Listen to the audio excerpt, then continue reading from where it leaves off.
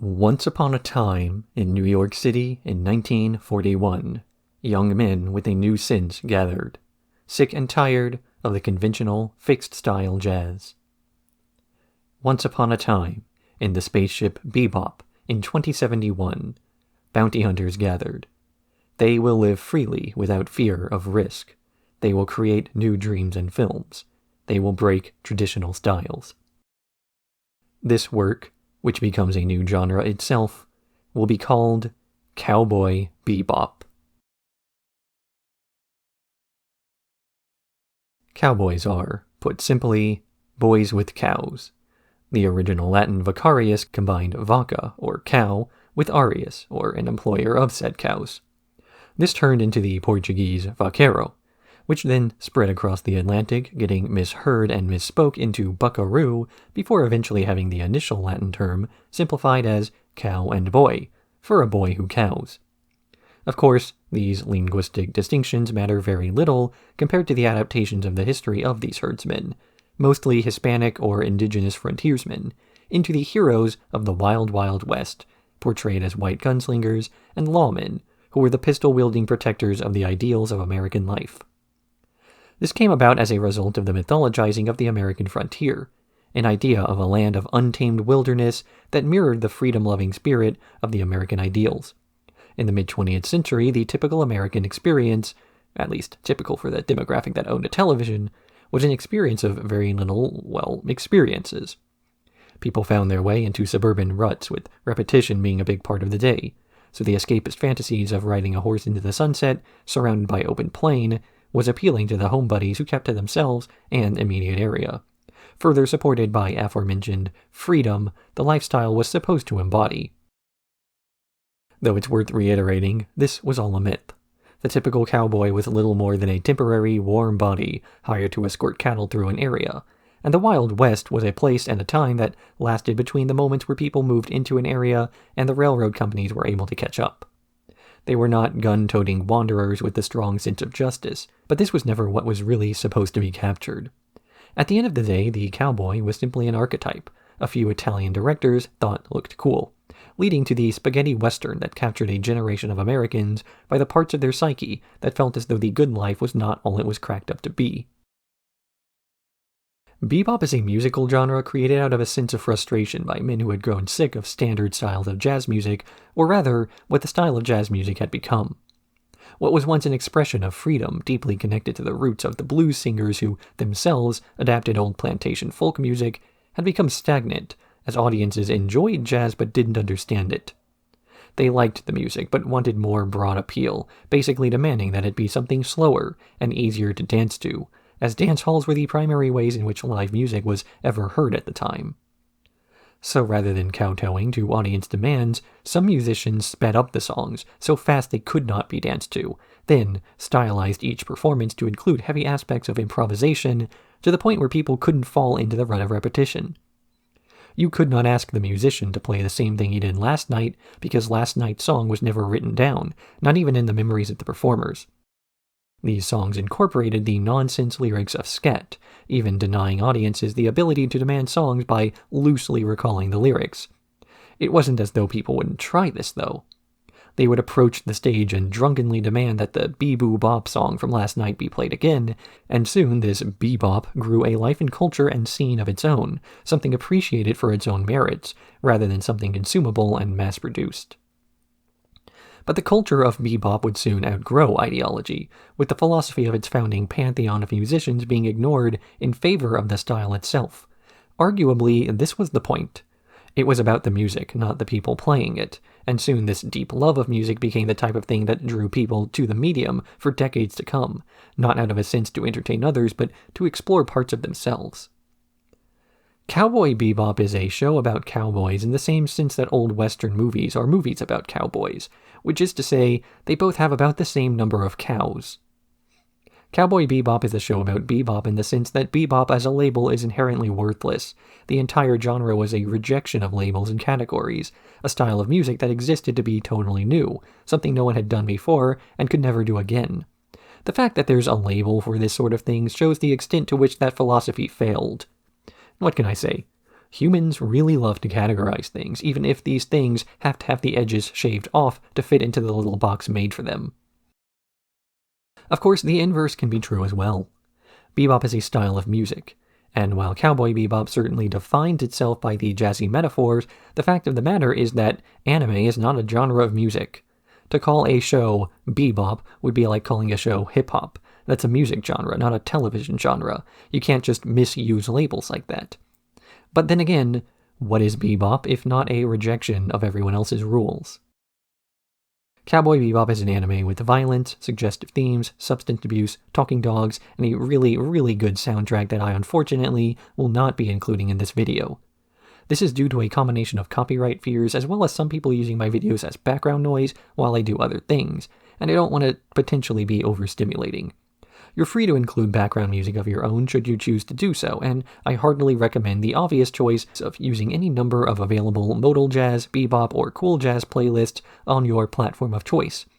Or, in keeping with the themes, heavy metal, K-pop, classical, whatever.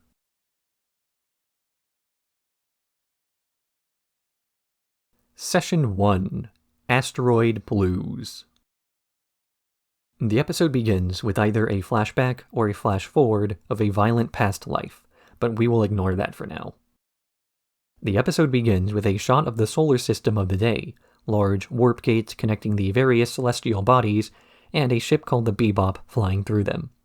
Aboard this ship, a lithe man named Spike is shadowboxing by himself before being interrupted by his companion Jet, telling him about their dinner of bell peppers and beef, without the beef, as the beef money was spent repairing the damage from Spike's last bounty, as well as a 2.5 million bounty for a man named Asimov Solman. We cut to Asimov as he interrupts a poker game by entering the bar it's taking place in. He's accompanied by his girlfriend Katrina, who appears pregnant, though the fact that she is sipping on a beer gives a hint that might not be correct.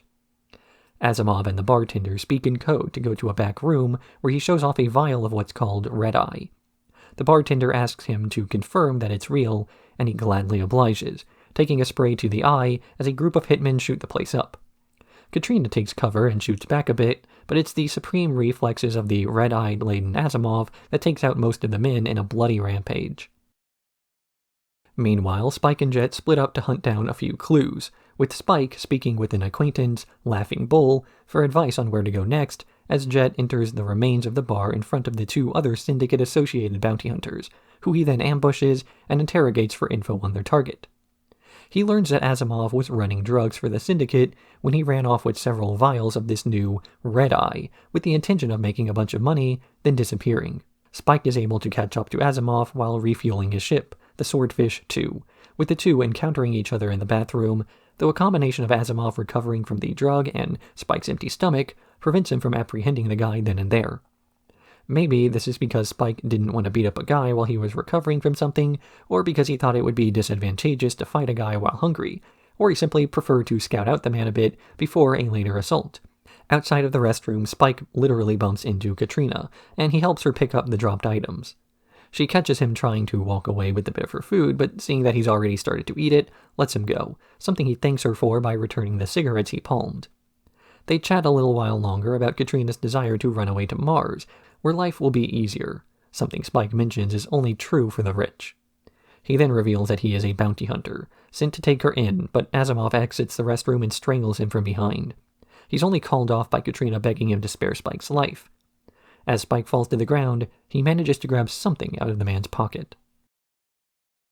Jet wakes Spike up and they share what they know about the target, arranging an ambush after posing as buyers for the vial of the red eye that Spike stole. He wears the disguise of a poncho and oversized hat, not just a Bruce Lee reference, but also serves the dual purpose of hiding his identity and movements after a fight breaks out over the vial. Upon learning a bit about the drug's effects that allow the user to see things moving in slow motion, even to the point of being able to dodge bullets, Spike deduces that, as long as he can't be seen, he cannot be dodged, and he uses the heavy clothing to launch a series of surprise attacks against Asimov as Katrina fails to get a good shot at the guy, partially because of the speed of the fight, and partially due to some sympathies she has for Spike.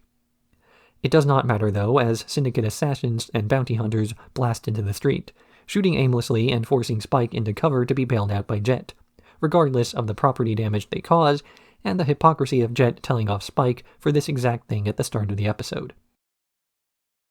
As Katrina and Asimov flee, Katrina's stomach gets grazed by a bullet, with a bunch of vials of red-eye falling onto the ground, confirming her pregnancy was faked to smuggle drugs in plain sight.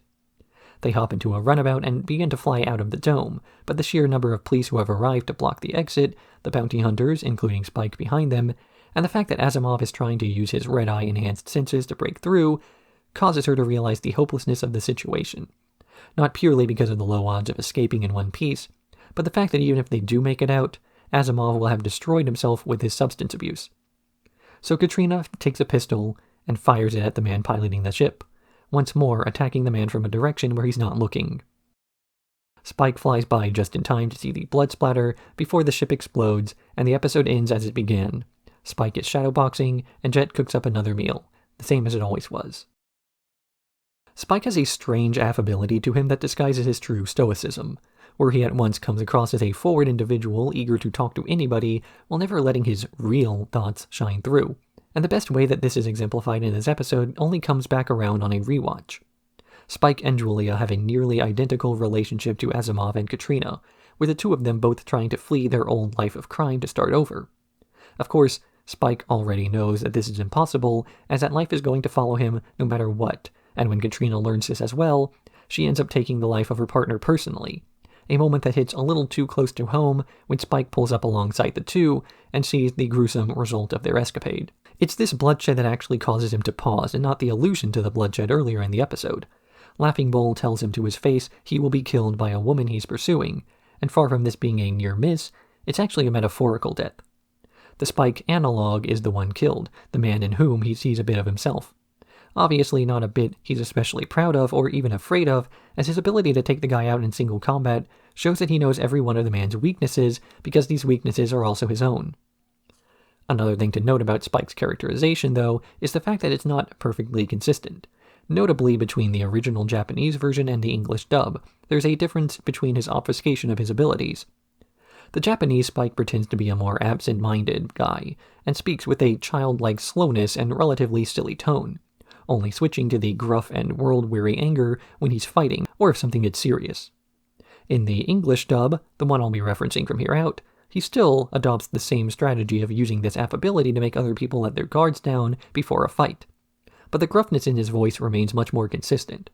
Rather than being slow, he comes across as a man who's constantly remembering something funny that he just heard that he's not going to let you in on.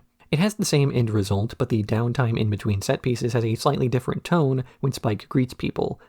One done in part because of the early episodes of the Japanese edition being recorded and planned before the series as a whole was done, leading to a few instances where Spike's voice actor had to improvise some of the casual dialogue scenes using very little character development to go off. Of course, this can all be retrofitted to support the theory that he's just being silly as a bit to cover up his real personality, so it's not too distracting unless you're really trying to get into his head.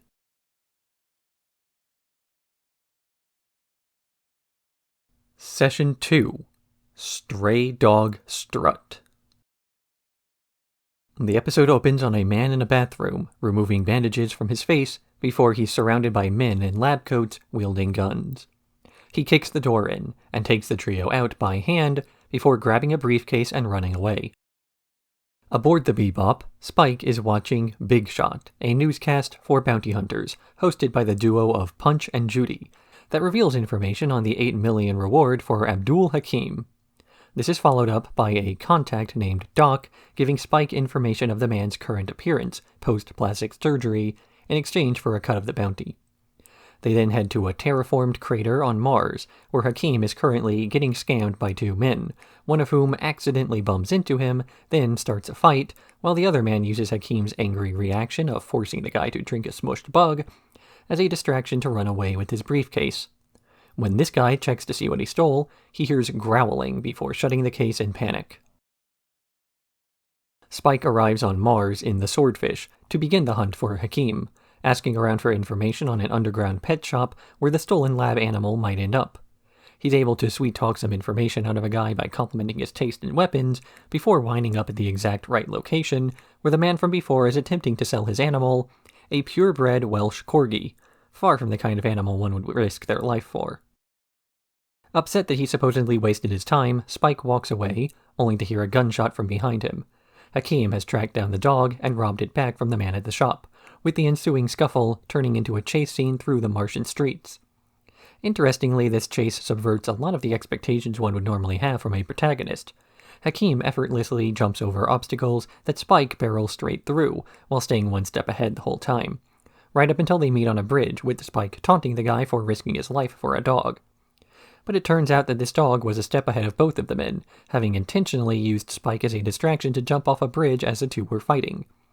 The dog lands on a fishing boat before turning around and landing safely in the river with Spike, with Hakim getting washed away as he crashes. Back on the Bebop, Jet has a bit more info on the dog they caught, including a plan to get their bounty after all. Since Hakim was willing to risk his life for the animal, they assume that he'll track it down a second time. So with the tracking device planted on the dog's collar, Spike heads out to pose as his innocent dog walker to bait the man into attacking, something we know he'll do after he gets off the phone with someone who demands he solve the issue that day. A group of scientists who have been tracking their data dog all day deploy an electronic dog whistle, while Hakim is called over by a street psychic who claims he can track down the thing he's looking for. This thing then runs by with all the other animals in the city, and Ein, the dog's name, who ran away from Spike upon hearing the whistle. Exactly as both men were hoping for, they soon reunite, though Hakim is in a stolen car and Spike is on foot, making him unable to catch the man who he was trying to bait. But with the guidance from Jet, Spike is able to take his runabout to the streets to get revenge, not only on Hakim, but on the dog who outsmarted him yet again. They get into a chase with the science team following, opening fire and forcing Spike to get out of the way. The pursuing van grabs onto Hakim's vehicle, and Ein jumps on top of the steering wheel, causing everyone to fall off the bridge, except for Spike, who has a change of heart and goes out of his way to rescue the dog instead of the bounty. In the end, Big Shot reveals that Hakim and the scientists landed directly in a police station, with no bounty for Spike and Jet, save the dog itself, a super-intelligent data dog that they then keep as a pet in spite of Spike insisting that he totally doesn't like animals. What we are repeatedly told throughout this anime is that Spike is a dead man walking, that he's died once before and is simply going through the motions looking for some kind of meaning to life. What we are repeatedly shown throughout this anime is that Spike will lose bounties on purpose to rescue animals and common people, anyone who's not involved in the criminal underworld, or at least not deeply involved. This winds up echoing later on in the series in the general way in which Ein is treated by the rest of the cast. Ein, short for Einstein as well as being German for one, is a data dog. What exactly a data dog is something not elaborated on and only hinted towards through the series. You could think of Ein as a biological supercomputer embedded in the brain of a dog who's become wildly intelligent as a result, and merely held back by the fact that he's a dog and can't communicate the ideas. But that's putting more thought into the series than the creators ever intended you to. Ein is a smart dog, but nobody ever pays attention to this fact in favor of focusing on whatever drama's occurring directly in front of them.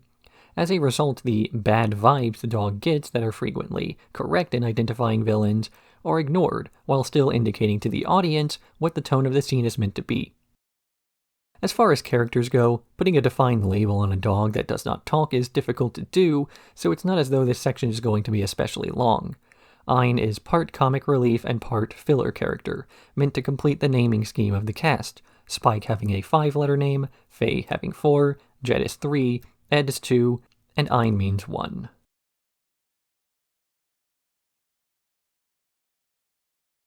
Session 3. Honky Tonk Woman. The episode opens on a purple-haired woman entering a curio shop, getting offered a way to make money. But before she can agree, she notices that she's being followed and opens fire, smugly saying that the best way to win a fight is to shoot first, though she winds up getting surrounded after a few more shots are exchanged, destroying the store, due to being massively outnumbered. It then cuts to her speaking with the head of a casino, Gordon, who claims that she is the famous Poker Alice, able to win games without allegedly cheating. This woman claims that Poker Alice would have to be over 200 years old for that to be the case, but still agrees to go along with this scheme as the alternative is worse. Entering the same casino are Spike and Jet, with the Jet saying that he had a prophetic dream about Charlie Parker and that big winnings that day were driving them there. Spike is skeptical, to which Jet replies that he's not allowed to smoke inside the casino, prompting Spike to do a bit of foreshadowing by hiding a cigarette in his mouth. Upon entering, Spike is able to take a few chips from some distracted men, and he heads to a table that happens to be the one Alice is working at. She misidentifies him as her target, and the two proceed to play. It cuts back to Alice's meeting from before to let the audience in on the plan. A man is going to lose all his money to her, and her cheating will help that along, before tipping her his final chip, a chip that she will pass on to the owner in exchange for having a large debt of hers wiped out. As planned, Spike ends up losing everything, but he opts to keep the final chip for himself. Alice chases him down, but not before Spike bumps into the intended target and the chips are mixed up, with Spike winding up with the actual prize while the look-alike gets a normal chip.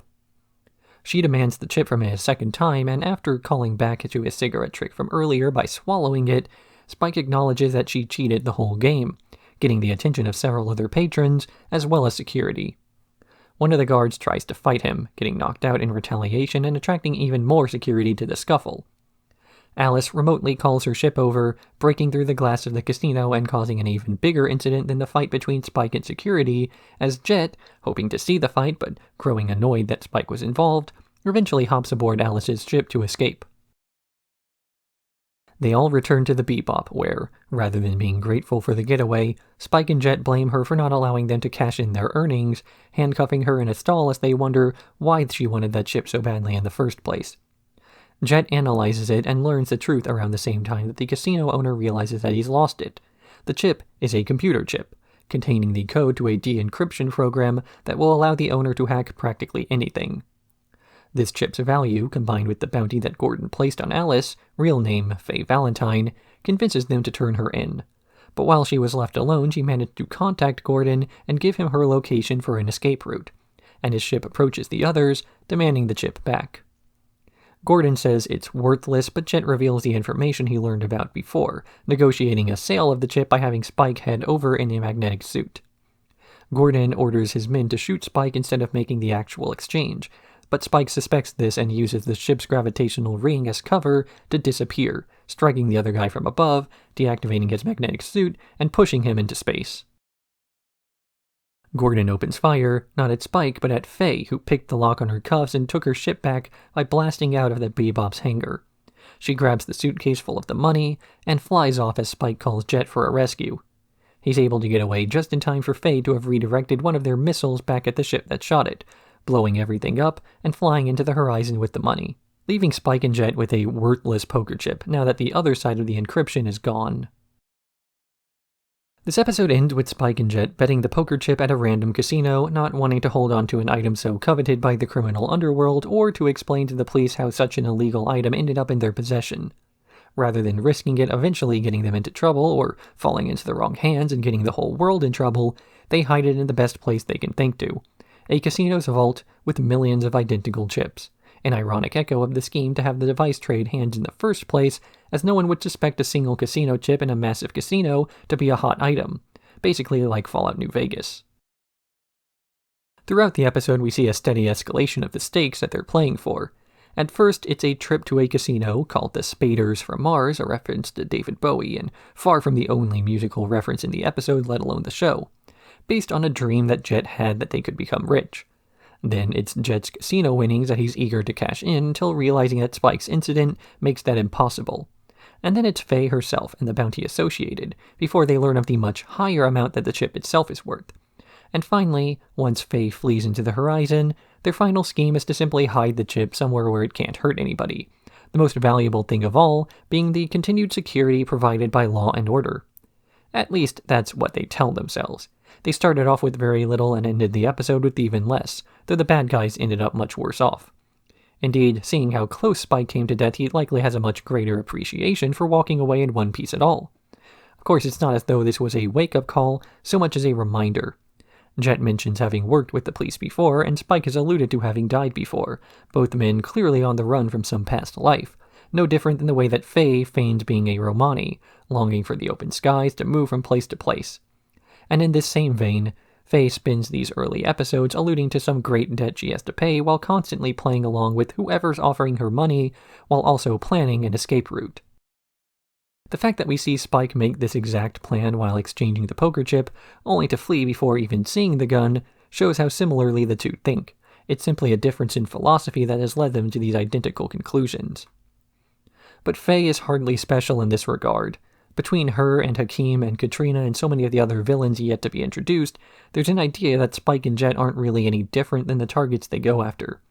Spike has a criminal history, and yet he is sympathetic. So many of the folks they go after are basically just trying to survive in a world that's very unsympathetic to their wants and necessities, to the point that the only real line drawn between a good guy and a bad guy is whether the episode ends with their point of view, and if they look cool. The fact that Faye will reappear on the Bebop later, not a spoiler, it's in the opening played every episode, only goes to show that one mission's enemy is the next mission's accomplice.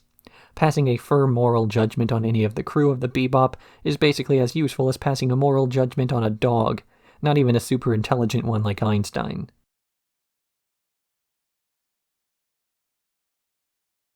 Session 4.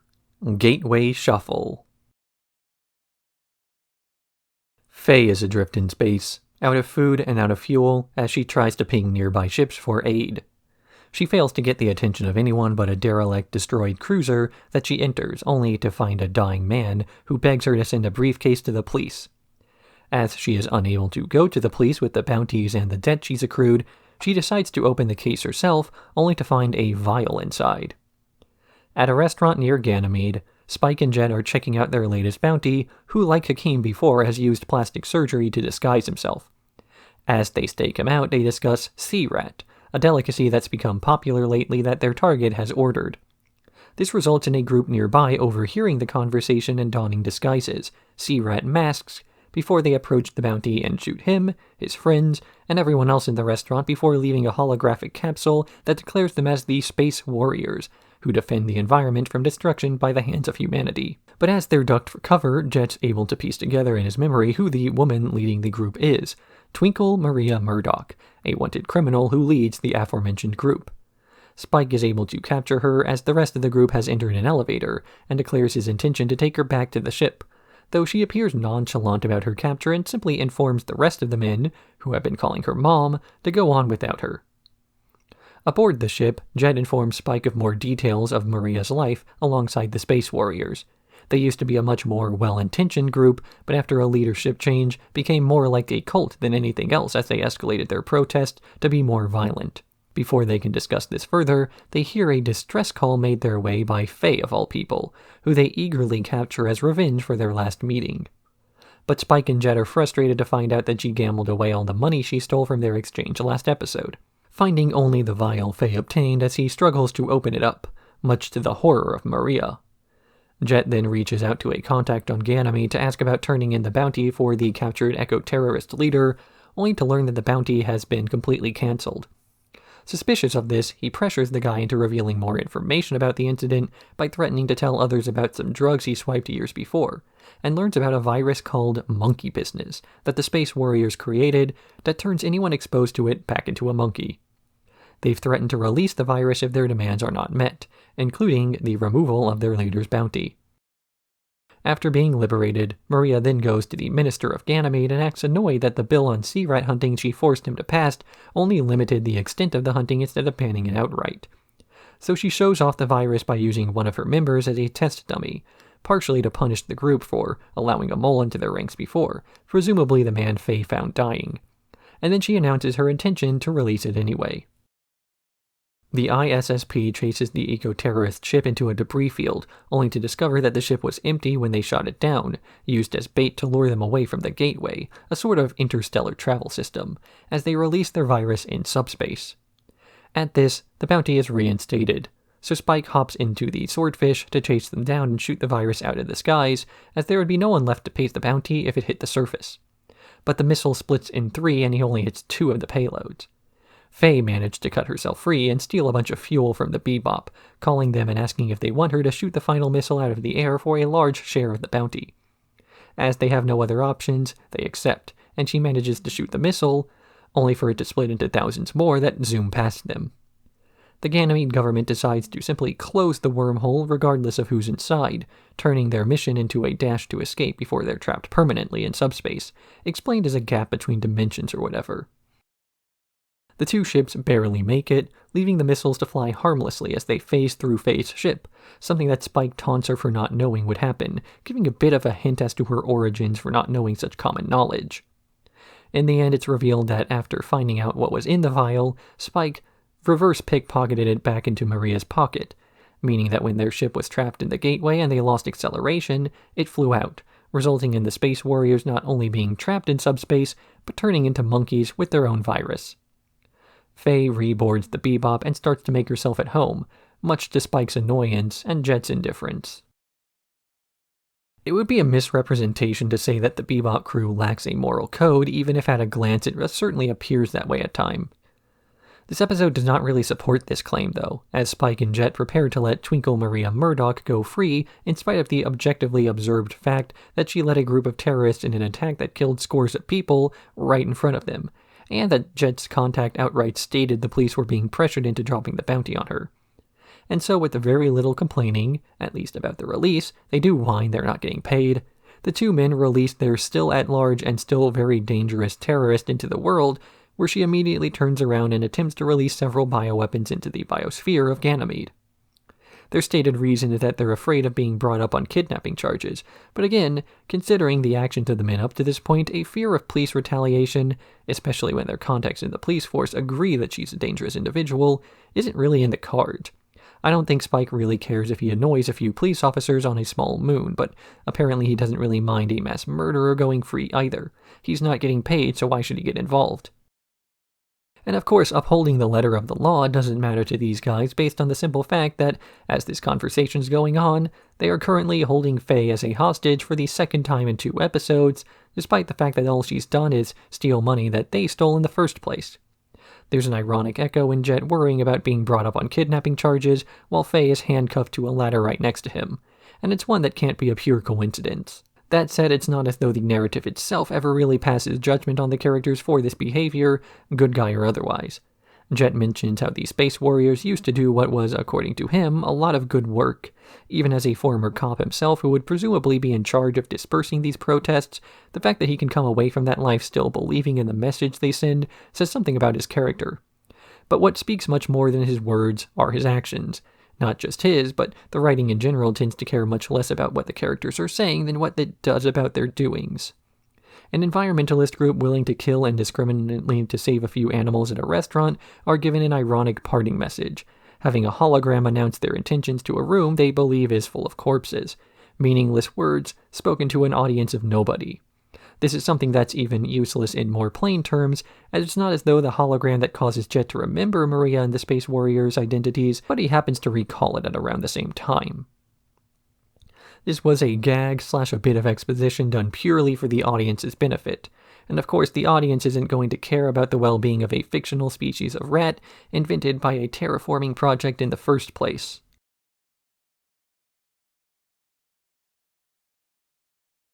Session 5. Ballad of Fallen Angels. 2 syndicate leaders are pressing their thumbprints onto a contract of alliance, talking amicably as they feel a sense of relief at no longer being enemies. As one gang leader watches the other fly off into the distance, his ship explodes, and soon finds a sword held to his neck. A man with long silver hair is holding it, and the leader tells him that times have changed, that there's no need for war. But the man with the sword doesn't listen. When he says that Spike never would have allowed that sort of violence, the silver-haired man smiles and kills the crime boss. Back on the Bebop, Spike and Jet argue over a very high bounty that Spike wants to go after, in spite of Jet's warnings not to be rash. When Jet asks him why Spike is so intent on going after the mob leader, Spike replies by asking Jet about his prosthetic arm, clearly a sore subject for both men. Faye enters just as Spike is leaving, looking over at the target, Mao Yin Rai, and the large bounty. One of Jet's contacts then chimes in with something big, prompting Faye to take the information for herself before leaving. Faye arrives at an opera house where she talks her way past the valet, dropping off the key to her shuttle and then heading towards Mao's private box seats. But when she's about to enter, she's held at gunpoint and asked to take a seat next to the man, whose corpse has been propped up in the seat. Vicious, the silver-haired man, smiles down at her as they reveal they used her key to run some information on the woman. Meanwhile, two boys are in an extremely low-stake heist of trying to steal dirty magazines from a convenience store. The store's owner catches them, chasing them out of the store when one boy falls. The other child leaves his comrade behind, only to bump into Spike, who manages to take the magazine from the kid before the store owner catches up to them. She's about to punish the children when she drops them upon seeing Spike, who she assumed had died years ago. The two talk for a moment about Spike's intentions, that he would only have spoken with her if he wanted information. She chides him for calling her by her real name as the camera cuts to a photo on the counter of her, Mao, and her husband, before she finally fills him in on what happened to the man. Spike returns to the Bebop to stock up on ammunition and explosives as Jet tries to convince him not to head out one more time. This time, he mentions that he lost his arm due to being too gung-ho about an issue, but this doesn't stop Spike. Especially not when Faye contacts them, saying that she's being held captive and that he needs to come pick her up. Jay points out that this is obviously a trap given everything they know about the context of why Mao was killed in the first place, but Spike doesn't care and heads out anyway. Spike shows up at an abandoned church on the edge of town, lamenting that Vicious is in the wrong for wanting a man dead after he took him in. He draws his weapon, only for a man to emerge from the shadows holding Faye at gunpoint. He tells Spike to drop his gun, but Spike shoots the man with no regard for Faye's life before an ambush appears from the pews, opening fire at Spike while Faye runs for it, calling Jet for an extraction. Spike shoots his way through the men attacking him, but he takes several bullets along the way before finally making it to the top floor where Vicious ambushes him from the shadows with a sword. Vicious tries to compare the two, saying that they have the same blood flowing through them, though Spike says he bled all of that away. They trade blows before Vicious pushes Spike out the glass window, with Spike leaving a few explosives behind in exchange. As he falls, Spike flashes back to his past life, including scenes of a blonde woman who nursed him back to health after a previous dangerous mission. These scenes fade away to Faye, who is watching over a bandaged Spike, only for him to tell her that she sings off-key. She hits him with the pillow before storming off, as Jet is grateful that the guy survived. In creating Cowboy Bebop, there was an active attempt to try to make the series as culturally neutral as possible, not so much in the more modern, safe corporate styling of trying to avoid anything that could alienate the audience, but rather through throwing in so many disparate cultural iconographs that anyone could see some familiarity thrown in with the rest of the show's unwritten, unspoken language. Cowboy Bebop is not so much a glimpse of the future, as it is a glimpse of the present view of the future. Wide shots of cities, signage, and newscasts will always show multiple languages meshed together. Advertisements borrow from various cultures, and the architectural design is about as bland as possible, at least bland to us, as we see so much mixed together that it becomes bland. Yet this is not something that stops at set dressing and background shots. The episode itself most closely resembles a John Woo blood opera flick, the main climax of the episode being a shootout in an abandoned church, where the realism of the gunplay is done away with in favor of action movie tropes. Realistically, you wouldn't expect a guy with the sword to hold his own against a guy with a gun, but if it looks cool, then audiences are willing to suspend their sense of disbelief. The dichotomies of culture the anime presents don't stop at the visuals, though. This is the second time we've seen an action scene scored by slow-paced opera. During the scene when Faye takes the bait that was meant for Spike, we also have a diegetic opera piece being performed, so this not only serves as an echo of Vicious's character and scheme, but a tone indicator that the shootout is not an action scene, but a tragedy of a man throwing his life away for nothing. And that's only the impression we've gotten in earlier sequences. When Spike announces his intentions to go after Mao, and thus go after the man who killed him, Jet warns the man against throwing his life away foolishly, and yet only a few minutes afterwards, Faye ignores this argument to go after the guy herself. The same exact actions, and yet when she is captured, they don't act as though she was ignoring the advice given before. When Jet told Spike not to rush in, it wasn't so much that he was concerned the man might die, but that he might die for no reason. Faye was at least chasing a bounty, Spike was only chasing the past.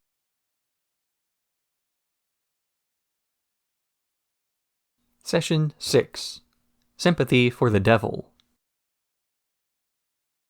The episode opens on a team of surgeons operating on Spike, implanting a new eye into his head, before cutting to a blues bar, where they're watching a child prodigy perform on stage while pursuing a target named Giraffe.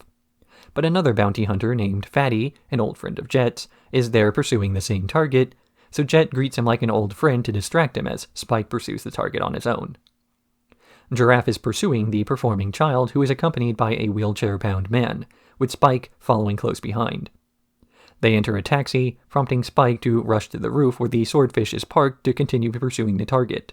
But by the time he flies by the hotel they've been tracked to, Giraffe goes flying out a window, with Spike catching the body as he falls. He brings the man down to ground level, trying to keep him alive for the bounty, though the giraffe merely hands him a ring while telling him to save his friend before he dies. Back aboard the Bebop, Faye has just eaten the last of the food, a can of dog food, while lecturing Ein on how people who don't work don't get to eat, the irony lost on her. Jet analyzes the ring but can't find anything about it, so he and Spike agree to pawn it to pay for food while sending an invoice to Faye for her stay, mirroring her discussion with Ein. As they have no other leads, Jet meets up with Fatty to discuss the loose ends of the dead bounty from the previous night. He informs Jet that the wheelchair-bound man is Zebra, a former associate of his who once worked together with the man in a group called the Self-Defense Volunteer Squad, until they raided a research lab together. During this raid, it's assumed that Zebra double-crossed his partner to run the group himself, only to have turned up with the boy, Win, later, serving as his guardian. Spike is watching another of the boy's performances, following him and Zebra afterwards to get more answers, only to be ambushed when he follows them into a warehouse. He tries to explain this to Win, only for the boy to shoot Spike's gun out of his hands. Spike assumes the boy is, a boy, so he reveals his backstory at the same time that Jet and Faye are running an investigation of their own, finding an article about the boy from 30 years ago with a different guardian.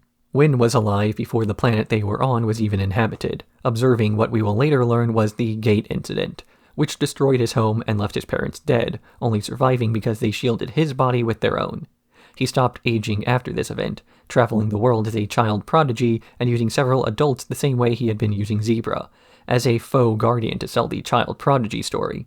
This is necessary, as any time someone discovers he's immortal and has a healing factor, they begin to experiment on him, making Giraffe's final words make more sense, not to be fooled by the boy.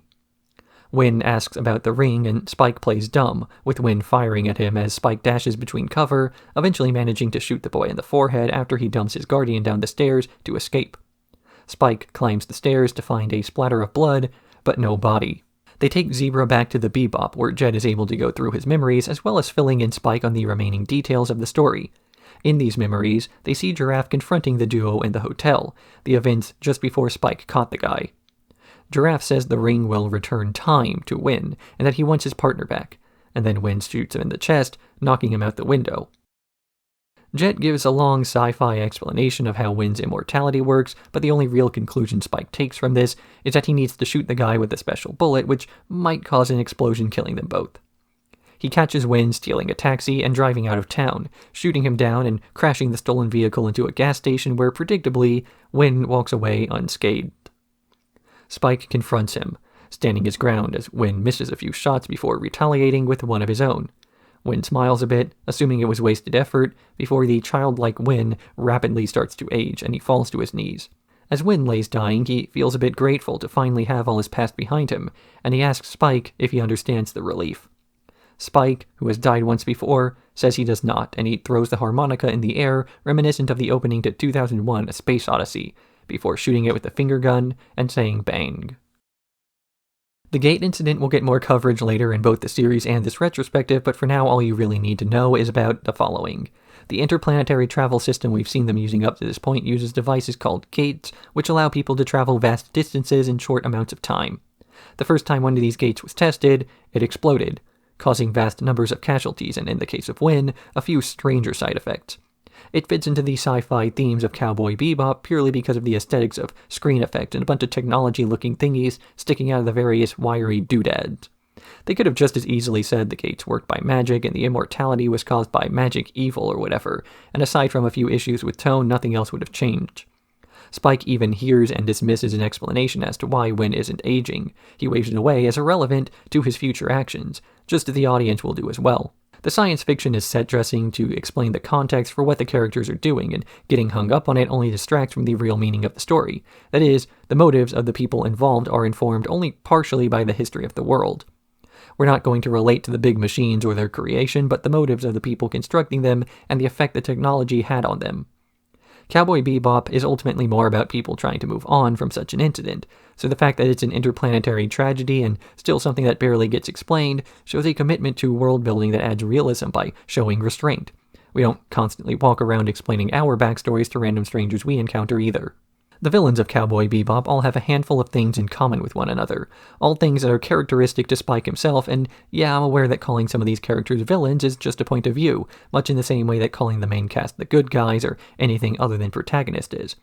But in viewing them from our heroes' lens, it becomes clearer just what we find that's so villainous in them, these same characteristics. Win shows a sense of relief when he's finally able to die of old age, asking Spike if he understands the liberation that comes with losing one's immortality, and the freedom that comes in knowing that one day you're going to die, so trying to find some reason to go on that will last as long as you do is a pointless endeavor. This isn't some moral nihilist philosophy, where life only has meanings because we can assign it meaning due to the utter lack of any real purpose otherwise, but a more literal metaphor. Spike has died before when he threw away his old life in the Syndicate, but that old life will never leave him alone. There's always going to be some memory that drags him back, assuming it's not a more literal thing chasing him down, be it a prosthetic or a person like Vicious. For Spike, the best possible thing to have would be a death, a complete one that is. To fully and finally cut himself off from that old world and to move on from it in a way that actually lets him to relax his guard for once in the new life. The feeling he feels in this episode's conclusion, trying and failing to make the harmonica that the boy prodigy dropped make any sort of noise, cannot be described as anything other than abject jealousy.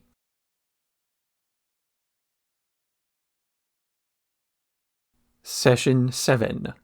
Heavy Metal Queen. A space trucker, for lack of a better phrase, pulls into a station, blasting heavy metal as she and her cat exit the vehicle to turn in for the day. Before she can leave, a man hands her some money to bet on her real name, her trucker name being VT.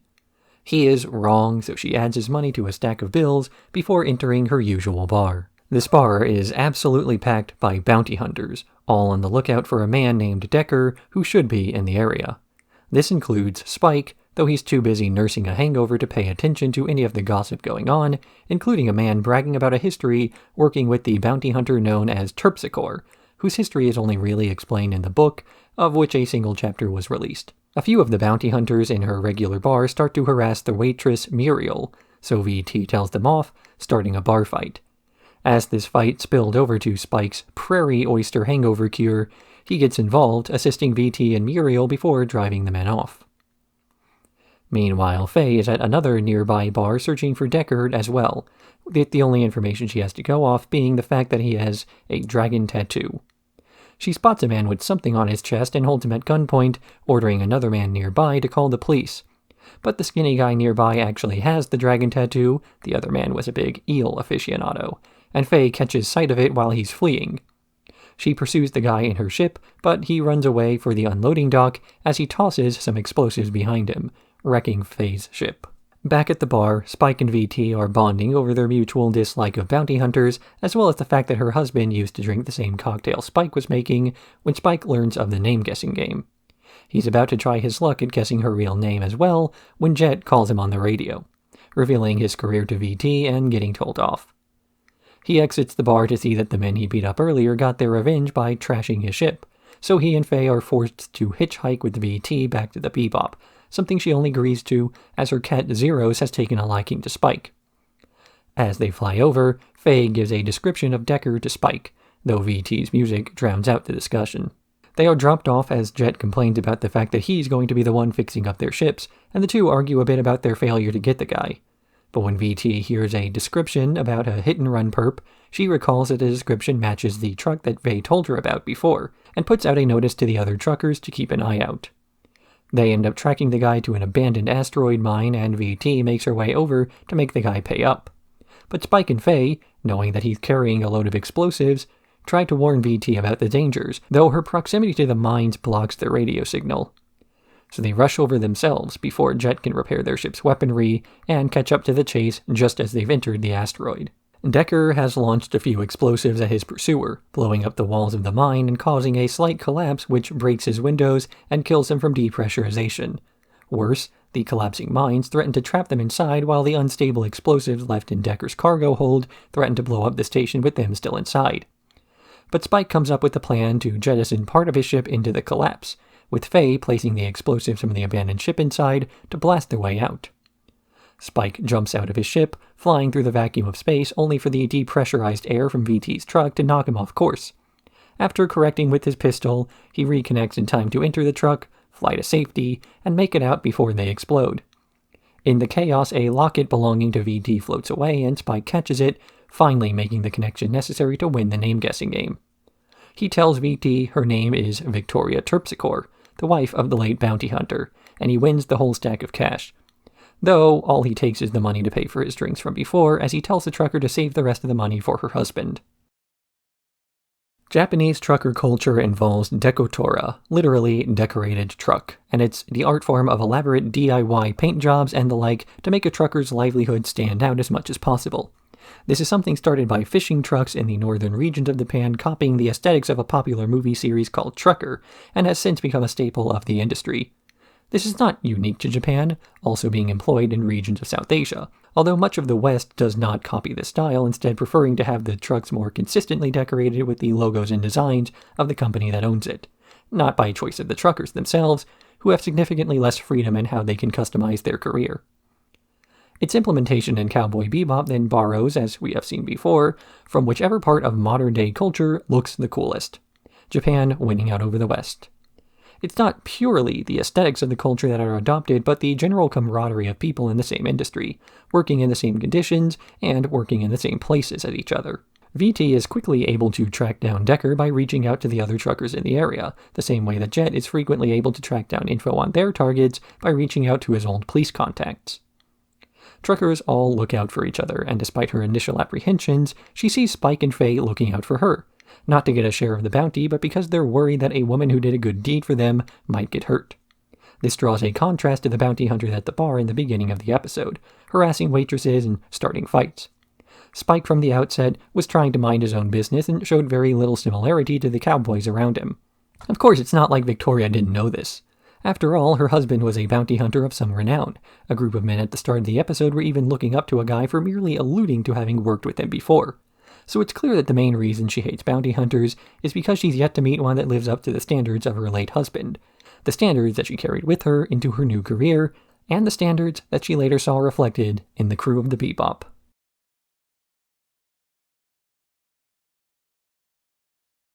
Session 8. Waltz for Venus. A flight is pulling into the atmosphere of Venus with the flight attendant warning people with the usual: wear your seatbelt, remain seated, and see a doctor if you catch the vague Venus sickness while on the surface. Before finishing the announcement, 3 hijackers open fire on the inside of the ship and begin to rob the passengers. We cut to a man aboard the flight, clutching a package covered by a sheet while lamenting his bad luck. The hijackers start to yell for everyone to get their hands up, revealing a sleeping Spike is the one not complying. Spike pretends to sleep a bit longer to lure one of the men closer, only to then accidentally take him out with a headbutt before throwing another charging man at the first one. The third hijacker prepares to shoot him when Faye approaches from behind and knocks her out. They arrive at the airport and turn in the bounty, with Faye taking her share to go to a casino nearby as Spike walks past the man on the flight, trying to negotiate a better price for a long-distance package. But when he sees Spike going past, he recognizes him as the man who took out the hijackers, and he introduces himself as Rocco, bugging the guy for lessons on how to fight. Spike blows him off, getting onto an elevator while Rocco is begging, only for the man to chase him down the stairs and catch up. After seeing his persistence, Spike reluctantly agrees to teach him a few basics, mostly about redirecting people who use excessive force. After being thrown around, Rocco sees some men approaching and quickly hands Spike the cloth-covered package before running away. Spike takes this package back to Jet, who's already preparing the next bounty, Picaro and his gang, a member of which is Rocco. They used to be a small-time gang and have only recently pulled off a big heist for something valuable, the package Spike wound up with, a rare breed of gray ash plant, which has seeds which can cure Venus sickness. As Spike has already made plans to meet up with Rocco later, Faye sets out to find a lead on the gang's leader, while Spike investigates the target of the earlier delivery, Rocco's sister, Stella. Stella is living out alone in an abandoned spacecraft, pointing a gun at Spike when he comes inside, only for him to quickly realize that she is blind and lets down his guard. She explains to him that she's gone blind because of Venus sickness and that Rocco has been running with a bad crowd. Though she still says that there is some good in him, a similar story to what she says about Spike himself. Stella then shows Spike the gift her brother sent over, a music box, though Spike finds a hidden compartment inside with some gray ash seeds. Spike and Rocco have their meeting, with Spike pointing out how much more valuable the plant is than his bounty. Rocco is about to shoot him but changes his mind and implores Spike to get out of there, as the gang members had recently beaten the information and time of their meeting out of him. Picaro and his gang show up, prepared to kill them both in spite of Rocco's pleading, and when he realizes they're not going to listen, he strikes first to give Spike time to run for cover. Faye joins the firefight, frustrated that her leads sent her on a wild goose chase, and Jet comes in as backup to control the situation. It seems like everything is going to be okay, especially after Rocco's able to use Spike's lessons from before to throw one of the men who charged at him on the ground, but then Rocco is shot in the back. He drops the glass case protecting the gray ash plant and falls over. Spike tries to keep him conscious until a doctor can arrive, but Rocco merely laments that they could have been friends if they'd met earlier. Spike visits Stella in the hospital, with the girl celebrating that she'll be able to see again soon thanks to the seeds her brother was able to give her. But when she feels Spike's face, she learns the truth about her brother's fate. Spike tells her that her brother was a good person before he leaves, watching the seeds that spread Venus sickness fall from the sky. Jeet Kune Do is a style of martial arts inspired by Bruce Lee, though formalized after his death. The best summary for the philosophy of the school is to use no limitations as a limitation, and much of the school is built around using decisions your opponent makes to inform your actions, merely reacting to their moves and giving an advantage to the second person to strike. Spike represents not only the school of this martial art and his fighting style, but he has completely internalized Jeet Kune Do through his actions and philosophy. Spike almost never strikes first, and he simply reacts to what his enemies do, letting them make their own mistakes and capitalizing on that. Likewise, he rarely goes out of his way to seek trouble, ironic given that he's a bounty hunter and ostensibly goes out of his way to find his targets. But this is not as much of a contradiction as you might think.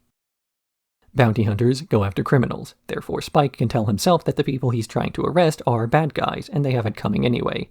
He's not the reason they broke the law, he's not the reason there's a bounty on their head. This is why he goes so far out of his way to learn more about Rocco, to the point of meeting up with Stella. Spike finds out that the friendly guy he met before is a criminal with a bounty on his head, and being the kind of guy to never pick fights against the weak or innocent, has to investigate to see if Rocco really is a criminal good at faking a friendly smile, or if he's a good person in a bad situation.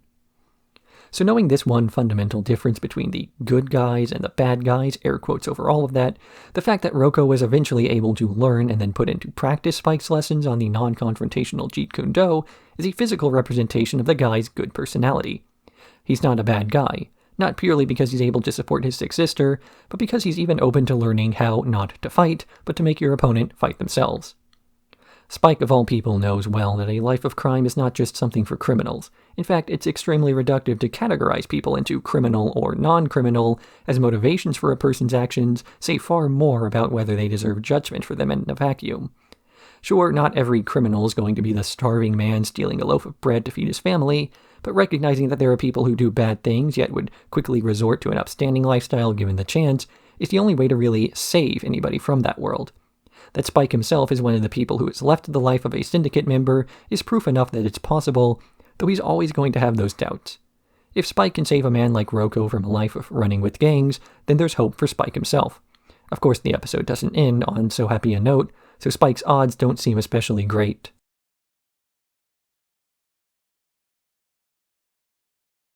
Session 9. Jamming with Edward. A satellite orbiting Earth begins firing lasers into the surface, carving Nazca lines and other various geometric shapes into the ground. We then meet a young child with red hair and goggles interfacing with the Bebop while searching through past travelogues, before getting launched into the air by a falling rock, a frequent occurrence on Earth's barren surface. News reporters begin to discuss the incident, blaming it on a hacker who managed to break the codes of an Earth communication satellite to draw the symbols, though one expert they bring in seems to believe it was aliens. But when a bounty is announced for whoever it was that hacked the satellite, the crew of the Bebop decides to pursue it, except for Spike, who does not seem interested in something as boring as hunting for a hacker. Meanwhile, police are raiding the suspected site of the hacker known as Radical Edward, though they find nothing but some piles of junk and the young girl at the start of the episode, and she hijacks their ship before crashing it and disappearing. Jet asks around the subterranean cities of Earth to see if he can gather information, but mostly winds up getting several conflicting or outlandish stories. The real Edward is currently hacking into the satellite from the episode's opening, not to make more lines in the Earth, but to talk directly to the CPU, who she calls Impu. Impu states that he has observed the Earth for some time and is recreating the drawings he saw from space out of loneliness and nostalgia. Edward then contacts the crew of the Bebop directly, saying that she knows the secret behind the bounty they're seeking and offering advice on how to turn in the computer that's behind it all in exchange for a favor. It turns out the only way to get into the satellite is through a direct assault, as using a computer aboard a ship to navigate will result in getting hacked and targeted by several assault satellites nearby. The impossibility of such a task is what finally interests Spike in going after Impu, and he gears up for an excursion. But the satellite sees him coming and starts to open fire, resulting in Jet and Faye flying in to save him by shooting as many of the satellites down as possible. But Ed offers an alternative solution of having Faye serve as bait while Spike gets close. The satellite won't target itself, and there he's finally able to manually connect the interface to Ed's computers. She's able to talk to Impu to convince him to allow himself to be downloaded, and he relents, with the crew of the Bebop turning in the computer for a bounty. In the end, it's believed that Impu was a spy satellite designed to go rogue if it didn't receive any new data for a set amount of time. This does not explain why the device chose to make drawings instead of war, though Spike theorizes that it was simply lonely and wanted some friends.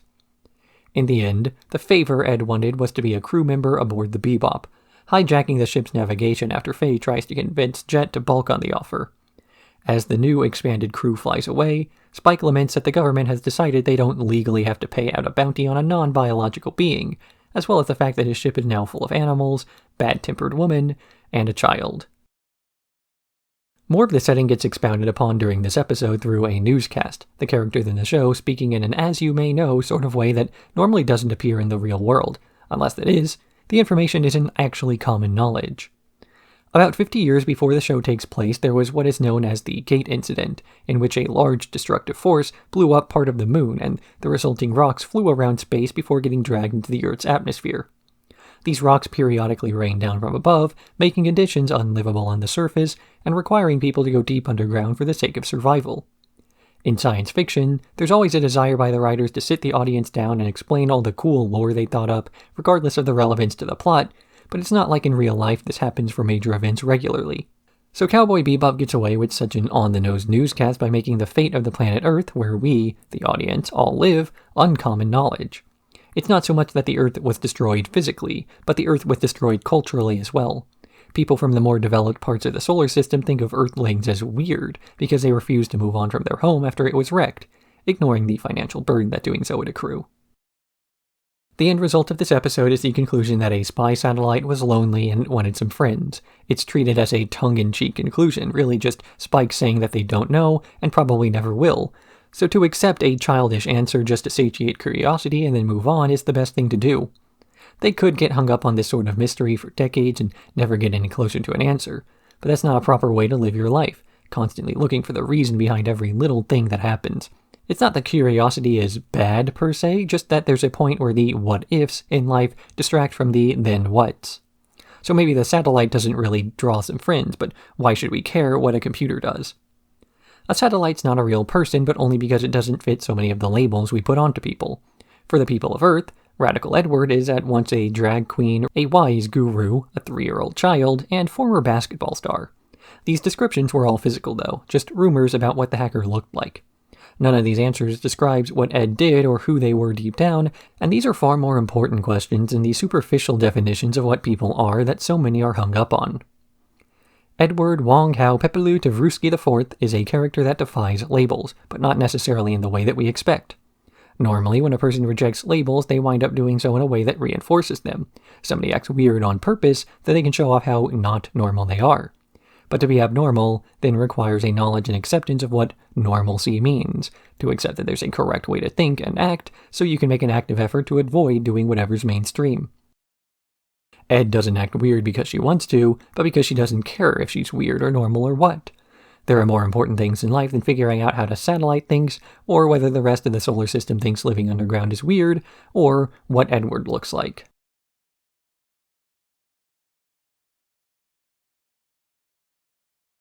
Session 10. Ganymede Elegy. The crew of the Bebop are headed to Ganymede to turn in a bounty they caught off-screen, though Jet has been staring absent-mindedly at a stopped pocket watch and has forgotten a few basic things like asking for permission to land. He contacts the local police to discuss this and immediately connects to an old ISSP acquaintance who recalls his work as the Black Dog, since when he bites down on something, he never lets go. After turning in the bounty, Jet decides to visit an old flame of his, Alyssa, despite Faye warning him that there's no way the woman could possibly still have feelings for him, though Spike counters by saying not every woman is like Faye. So Spike works on his ship a bit while Faye works on her tan, and Jet tracks down the bar she owns to say hello. When he enters, he sees a shifty guy sitting alone, clearly holding onto a gun as he says that Alyssa's no longer there. But Alyssa exits the back and upon seeing Jet, affirms the guy that he's a friend. The two discuss old times for a bit, with Alyssa saying that she's doing fine financially, though she might have to close the bar due to an economic downturn in the region. Jet then brings up the real reason he came over. He wants to know why it was that Alyssa walked out on him all those years ago, mentioning that he's carried the pocket watch she left behind since then, and waited for the hands to stop before moving on with his life, though she dodges the question. Meanwhile, Spike is back on the Bebop when he gets a call from Spike's old ally, information about a bounty in the area named Rint, who's an associate of Alyssa's. Spike heads out to chase them down as Alyssa and Rint discuss the fact that, since Jet was a bounty hunter, the police were probably onto them. The reason he has a bounty on his head is the fact that Alyssa took out loans from a loan shark to keep her business afloat, and unable to pay them back, Rint wound up defending her from the men. They flee, though Spike is quickly in pursuit, chasing them through the canals of Ganymede before nearly running into Jet's ship. The two discuss what's going on, and when Jet realizes who it is that's being chased, he vows to take care of things on his own. Spike leaves it to him, and returns to the Bebop as Jet chases him by himself. He's eventually able to catch up as Alyssa weighs her options for dealing with the pursuit. Ultimately, after their boat crashes, she points a pistol at Jet. As he walks closer, she finally admits the truth. Jet had been babying her for too long, and she never got to make decisions for herself. Jet, realizing that she's correct, vows not to be too harsh on either of them, and implores Alyssa not to become an accomplice to the crimes of Rint. In the end, Rint is arrested, but since Jet was involved, he assures the man that he'll get off with a self-defense charge, and says his goodbyes to Alyssa, tossing her old pocket watch into the canal. In spite of his physical appearance, Jet is actually one of the kinder members of the Bebop crew, though he's not above getting his hands dirty or using his intimidating physical appearance to scare people into giving up information. He's always the one who warns others about collateral damage, as he was a former cop who was strong-minded about the safety of others. Basically, he is the team dad. But this isn't all the heartwarming implications make it out to be. While he might have that fatherly personality, he can also come across as very controlling to the things and people he's attached to. This is what ultimately drove Alyssa away.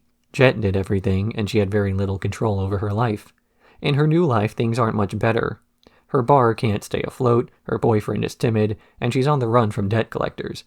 In spite of this, she's still willing to fight for what little she's made for herself, a completely different person than before, and a person that Jet does not recognize for better or worse. The fact that without Jet, Alyssa's managed to grow into the type of woman who doesn't need help, or at least is slowly becoming that type of woman, is proof enough that her decision to leave him was justified. She really had stagnated in her relationship, and his fatherly behavior was suffocating. Ironically, it was his need to be controlling in his life that resulted in something he could not control happening. Jet has long since accepted that she left him. It was the why that always bothered him. But maybe he did know all along. After joining with the crew of the Bebop, he's taken a much less hands-on approach to managing things. Sure, he does keep things running and is usually the one to instigate plots by going out of his way to find a bounty, but when somebody tries to make a mistake, he tries to talk them out of it, but lets them make the mistake anyway. Like Alyssa running out with Rint and getting chased by police because of it, or taking money from a loan shark. Not good decisions, but they were her decisions to make, and that has enough value.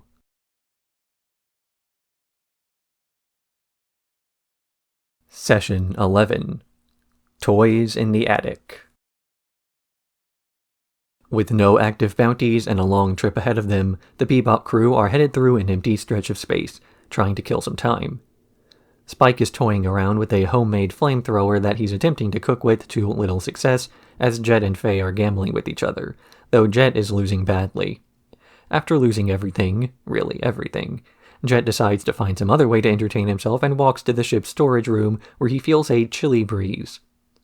Spike and Faye are discussing Faye's cheating in the earlier game when they hear an alert, rushing over to find Jet laying on the ground complaining that something bit him. The others dismiss it as a rat, despite Ain's growling at something in the corner, and they take Jet back to the main quarters, where Spike prepares some dubious herbal remedies. But when the guy collapses and they see a purple welt on the back of his neck where he was bitten, Spike decides to take his accident more seriously, and begins to compare a sample taken to various viruses in the database. They turn up no matches, and Ed starts to suggest that perhaps it was an alien who invaded their ship, a better theory than Spike's suggestion that it was a mutant. So he hooks up his bounty hunting goggles to an infrared scanner so Edward and Spike can better track whatever's on their ship, though Ed is more interested in chasing Ayn around than doing a proper sweep. After she leaves, Faye comes in complaining of a bite mark on her leg before collapsing. Spike then sets out alone to find whatever's been attacking the crew. He hears a yelp and finds Ayn laying on the floor, barely escaping with the unconscious dog as something charges at him. Now convinced there really is a monster on board, he arms himself with most of his bounty hunting gear, including the flamethrower he was playing with at the start of the episode.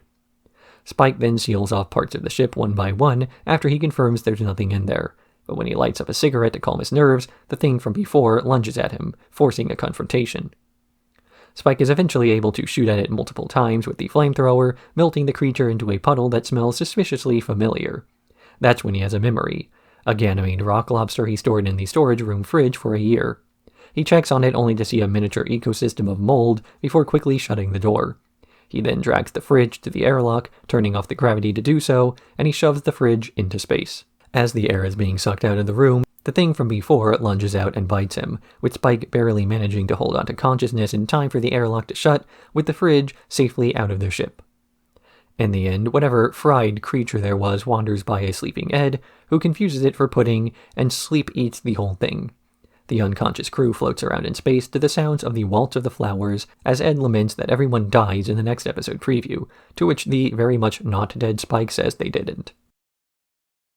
This episode makes no secret about the direct inspiration it takes from the Alien franchise, jumping around to be both a serious and gritty pastiche of the survival horror genre while also maintaining enough self-aware humor due to the fact that the big monster of the week is some old leftovers. Everyone who gets bit is overselling their reaction, with Faye incapacitated by her penchant for drama, Ayn being knocked out by the nature of being small, and Jet taking more damage from Spike's herbal remedy than the actual lobster bite. Each member of the cast, on top of being taken out according to their own faults, also makes some definitive statement that summarizes their worldview, the takeaway they have from the entire incident. Jet has a monologue about the risk of putting your fate in the hands of other people, that to trust another person is to show weakness, and that lessons learned this way will never stick. He of course says this as he wanders naked through the ship due to gambling with a known cheater, an implication that he himself does not really follow his own advice. Faye discusses something akin to survival of the fittest, that only the smart or clever survive in this world when the first thing she does upon being bit is running to others for help. Ed's takeaway is about following strangers, her curiosity being contradicted by her actions, as she survives the incident by giving up on the search because she got bored. It's finally Spike who offers the only sane advice: clean out your fridge regularly. Typically, the more vague and highbrow the advice a person gives, the less likely it is that it will actually solve anything. The best thing to do to improve your life will be a tangible, immediate change you do frequently. No amount of pop therapy speak is ever going to improve your well-being, as much as a reminder to drink some water, which is something you should do.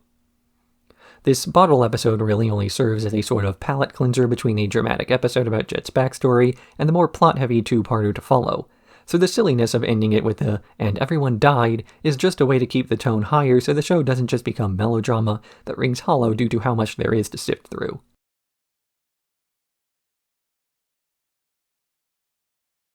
Sessions 12 and 13. Jupiter Jazz. Laughing Bull is looking up at the sky alongside a young boy. They see a shooting star in the sky, and the boy asks about it, with the elders saying that it's a warrior who has fought his last battle. The episode then cuts to a Red Dragon Syndicate ship, where Vicious is speaking with the trio of elders who inform him of a drug deal on Callisto, and they send him on his way. They question his loyalty to the syndicate and send a younger man, Lin, to serve as his bodyguard. Back aboard the Bebop, Spike is struggling to nap due to a problem with the ship after Faye took all their money, most of their fuel, and ran off. Ed is searching for her, only to instead find someone named Julia down on the surface, and Spike rushes out to investigate personally. Jet warns Spike that it's a common woman's name and that he shouldn't be rushing out on a whim, especially not when they have a larger concern, but Spike ignores the warning and Jet kicks him off the crew. Spike is on Callisto, asking around about a Julia but only getting directed to dead ends and sound-alikes. After asking the wrong guy, he's eventually followed into an alleyway, where he prepares to confront the men following him. He's nonchalant about the fight until the man in charge accuses him of being vicious. He snaps and begins to fight his way through all of them, chasing the men into a panic and grabbing the leader for an interrogation. He forces information out of him, that there's a drug deal going down involving someone named Vicious and Grin, and the code word Julia, and that he thought he could rob them for the money. We then cut to Faye's location at a jazz bar on the surface, listening to the saxophone player as the men across the room ogle her. The musician approaches, blessing her after she sneezes and flirting with it, as he warns her that the neighborhood she's in has no woman. Faye blows the guy off before heading into an alleyway to blow off steam, getting followed by the men Spike beat up before. But before she can start fighting, the man from the bar rescues her, and she follows him all the way to the man's home. Jet is at a different bar, watching a television set to Big Shot that talked about an escaped convict named Grin, who happens to be the man that Faye is currently with. Jet is about to tell Spike about the bounty, but remembers their argument from before and changes his mind, telling the bartender to turn the TV off, as the bartender suggests that everyone at the bar, Jet included, is a fugitive of some kind. Back to Faye, she's at Grin's apartment, explaining her reasoning for leaving the Bebop crew. But Grin doesn't buy it, saying that she's afraid of being abandoned, so she abandoned them first. He leaves to take a shower when Faye looks through some of his photos, until she hears a voicemail left by a voice she recognizes as Vicious. Faye is about to confront the guy, pulling a gun on him before learning that Grin is not male or female, but in between, something that causes her to hesitate. Spike confronts Vicious at a port, upset that he used Julia's name to lure him there. Vicious tells Spike that Julia was in the very town they're currently in. The two are about to fight when Lin steps in between the two, serving his role as Vicious's bodyguard. Spike hesitates, not wanting to shoot the guy, but winds up getting shot himself. Grin talks to Faye about his life and his old comrades. He was once a soldier in the Titan Wars, serving alongside his comrade Vicious.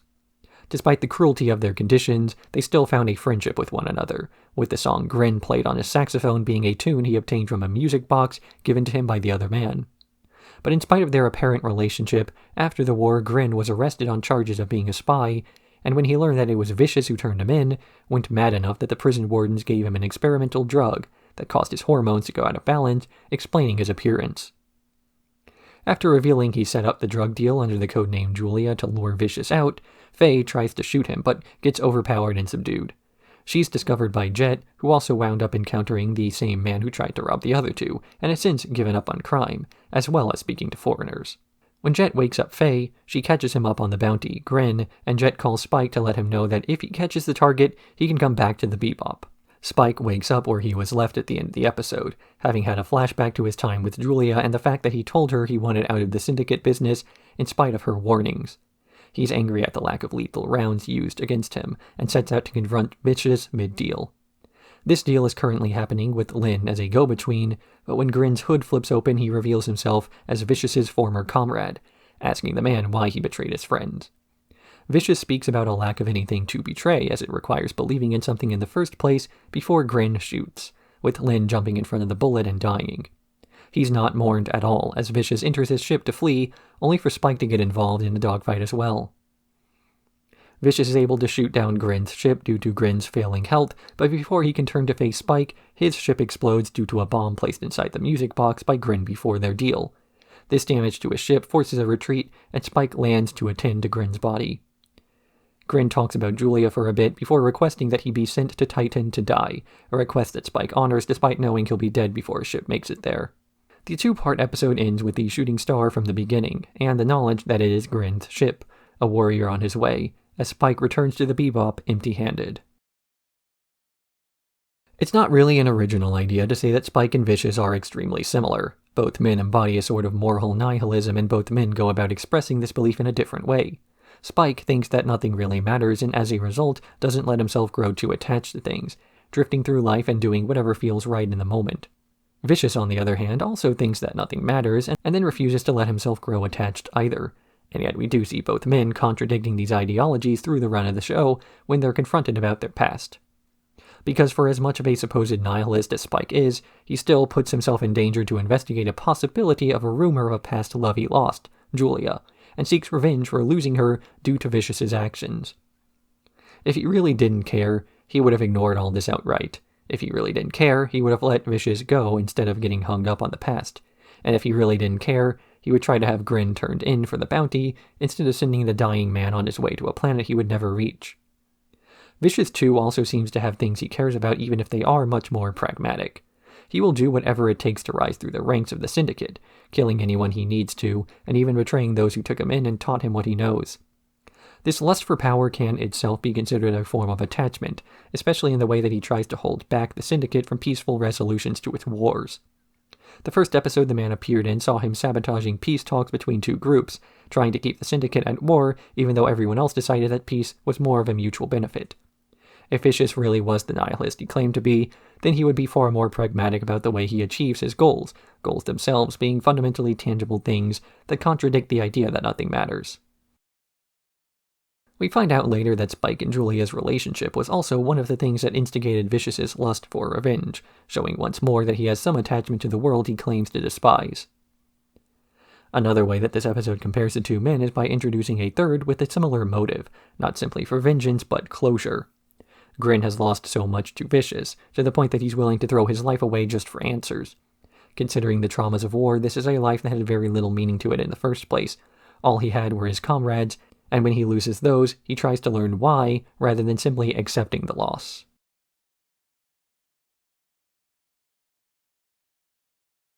Session 14. Bohemian Rhapsody. While each of the bounty hunters are out on business, Edward is left alone in the Bebop until the crew returns empty-handed, complaining of various complications. An episode of Big Shot comes on and manages to explain their frustrations. Each of the hunters has been chasing down a series of petty criminals involved in hacking attacks on the gates, stealing everything from the bank accounts of those who have been using the toll system. But because the bounty explicitly targeted the mastermind behind the crime spree, each of their bounties wound up worthless, save for a few chess pieces that the perpetrators had on their person. Faye starts suggesting that they pool their knowledge together, having earlier suggested that they work separately to better motivate them, only for her to realize that her potential to keep the whole bounty herself is now gone. So they go over what they know, and start pondering what the chess pieces may represent, until Ed takes one, declares it's a piece used to start a virtual chess game, and after installing a card into the ship's wiring similar to the ones used in the attack, begins to play a mystery opponent online. Meanwhile, Spike approaches the heads of the Gate Corporation, the ones who put out the bounty in the first place, requesting a bit of additional information to go off of, as well as accusing them of hiring bounty hunters to circumvent police involvement as they were attempting to cover something up. But they refuse to answer his questions and have him politely thrown out, unaware he planted a fake cigarette in the man's office to spy on them. As he's in the lobby listening in on their conversations, he's spied on by an old acquaintance, Jonathan, and they both overhear a conversation about the culprit, a former employee of the corporation who may be out for revenge. Upon returning to the Bebop, Spike tries to get Edward to look this info up, but she is too engrossed in her chess game to care, and they do the work themselves. They find a man named Chessmaster Hex, a brilliant scientist/chess prodigy who later became a chief scientist on the Gate project. But when these gates were set to be constructed, he was concerned about the potential security vulnerabilities and wanted to test them further. Considering the later gate incident that would kill billions, these fears were well-founded. So the company fired him and made the gates anyway, with Hex leaving an intentional security flaw set to cause major damage during their 50-year firmware upgrade. The crew tracks down the current location of Hex, an abandoned junkyard full of miscellaneous scrap metal from the Gate project. It's being used as a hideout for people on the run, as there's no government and anarchy prevails. Spike and Faye enter the scrapyard, baffled by the lack of care that the people there seem to have, while being unaware that the crew was followed by Jonathan. After walking through the bizarre hallways, they finally find the chess master. He is an old man, as over 50 years had passed between his firing and the plan being executed, and he's currently enthralled by his game against Edward. Another group of old men, specifically the ones from the first episode shootout, come in and speak with Hex, though he answers their questions vaguely and does not seem to remember basic details of his life. Spike and Faye agree that Hex is far too senile to be held liable for his crimes due to not remembering them, and they plan on letting the guy go until Jonathan bursts in, demanding his money back before he too realizes what's going on and he starts shooting randomly. The Bebop crew leaves, and Jet takes the records of their efforts back to the Gate Corporation, blackmailing them into leaving the old guy alone in exchange for their silence regarding the fact that the Gate Corporation launched their product with known flaws. The episode ends with Jonathan relaxing on the space station as Edward finishes up her week-long game against the chess master with a loss. She falls over in frustration as the camera pans back to Hex, who's excited to have finally played a good game before he shuts his eyes. This episode plays a lot with the concept of responsibility, specifically as it pertains to guilt. There's a bit of judgment passed in some places, and there's judgment abstained from in others, points where a party who is clearly guilty gets away with things as a party that is innocent. Well, there aren't really any innocent parties in this episode, not in a straightforward way at least. Hex is the most obvious example. He was a jilted scientist kicked off of a project that he masterminded due to the greed of the corporation he worked for. He had every right to be angry, and yet because of the nature of his plan was never really explained, we have no idea if he had some sort of follow-up to it. Was he planning on redistributing the money? Was he going to give it to the vagabonds living at the station, implied to be past employees of the Gate Corporation now down on their luck? Maybe he would have returned it originally, but only after the company explained its guilt to people and their stock crashed. Or maybe he was betting on the company getting its act together and finally patching the weaknesses in the gate system that he had initially warned them about, and his hack would have been useless if they cared about public safety. The fact that he's a senile old man by the events of this episode means that we will never know, and that's another thing that contributes to the discussion on whether justice in this episode is even possible. If Hex doesn't remember committing the crime, then can he really be guilty of it? Especially when there's a good argument to be made that he's effectively a different person now. The mind of Hex is gone, so it's as though the man himself is dead. At the very least, you can argue there's no need for punishment, as there's no chance of him doing that crime a second time, as punishment and justice aren't necessarily the same thing. As for the Gate Corporation, they too are at fault in this scenario. They deployed the technology far earlier than when it was ready. As a result, there was a massive accident with billions dead and an entire planet left uninhabitable. All of this in spite of warnings that there were multiple potential security flaws, and of course the design flaws that led to the crash in general. And yet this was an incident that happened over 50 years ago. It's something that almost everyone at the company was likely far too young to have any involvement in. There is little overlap in the men who are old enough to make executive decisions 50 years ago, and those young enough to still be at the company in the present. Ultimately, the only real way to determine guilt in this instance is by looking at who it is profiting off the exploitation. The Gate Corporation is continuing to make money from the scheming they've done, whereas Hex has completely forgotten. So even though they have the legal high ground in the argument, the fact that they lack the moral high ground against Hex means that calling everything off makes the two even, at least according to Jet.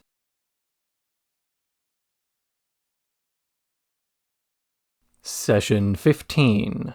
My Funny Valentine. This episode starts with a juxtaposition of Faye being frozen and unthawing old fish, then lamenting there's no food left, so he has to get a bounty despite how small it is. Faye wakes up from a nap to see Ein staring at her, expecting his litter box to be emptied out as there's no dirt on a spaceship. She stares back at the dog, suddenly realizing his thin eyebrows remind her of someone she used to know, and then telling her backstory to the animal. Faye was woken up by an eccentric doctor a few years back, with the man confirming that she has a clean bill of health before giving her a large bill she has to pay, plus interest. Unfortunately, Faye has total amnesia and cannot recall ever being frozen, accruing the debt, or even who she was prior to the incident. This doesn't seem to matter, as a lawyer by the name of Whitney helps her to regain her bearings, walking her through some of the future advancements as he explains that she was in an accident, despite having no scars, and that the medical technology of 50 years ago was not enough to cure her. That night, Faye sneaks out of the hospital, alerting the security to the escape attempts and running deeper into the woods. She is shocked by the futuristic technology that surrounds her, before ultimately being found by Whitney on the side of the road. He tells her it's time to stop running, and if she goes back to society with him, she may just figure out more about her past and how to pay back the money. Over the next several days, the two go dancing, eating, and shopping in a montage before ultimately some debt collectors arrive and force the two out of their car. Whitney stays behind, telling Faye to run along without him, and as she is escaping, there's a massive explosion. She heads back to the hospital where the doctor from before tells her that Whitney has arranged for all of his assets to be transferred to her accounts in the event of his death, and she accepts. But after giving over a thumbprint, she learns that Whitney was in massive debt, and all of that debt is now transferred to her. Spike steps out of the bathroom, mentioning that he overheard the entire conversation, as he claims that the tale needs editing for being too long. She chides him for snooping as Spike doubts the believability of the tale. She's contradicted herself before. Before Jet returns with the bounty he was after, a small fry romance scammer named Whitney, noticeably heavier than before. Faye demands to be left alone with him to get some answers, to which Spike and Jet hesitantly agree as they're unsure about leaving the two alone. These anxieties are validated when the police arrive to take in the bounty, though Faye and Whitney have already started running away. Spike chases after her, and there's a brief dogfight before the trio are totally surrounded by the real police, revealing the first cop car chasing them to be flown by the doctor who Whitney claimed had died. Ultimately, Faye discovers next to nothing about her actual identity, as everything was destroyed during the gate incident. Even her name, Valentine, was just copied from a song the doctor liked. She turns Whitney in for the extremely low bounty, and laments to Spike that she'll never know about her past, though Spike assures her that she at least still has a future. In the end, Faye draws fake eyebrows on Ein so he won't remind her of Whitney so much. This episode gives an explanation as to Faye's life as a con artist, swindling people and constantly living as though she were on the edge of getting caught. She is prepared at a moment's notice to pack up and leave her current life, as the last time she got comfortable somewhere, her happiness was ripped away. There's this theme played with about the way that Whitney taught her everything she knew due to her being an empty shell of a person prior to them meeting. And yet we see that Faye still has somewhat of a streak of competence that the other man lacks. He's still a small-time romance con, while she's ripped off much bigger targets and lived to tell about it. So while Whitney was trying to play an old mark a second time, he failed, as Faye was not the type of person to fall in love twice with the same man.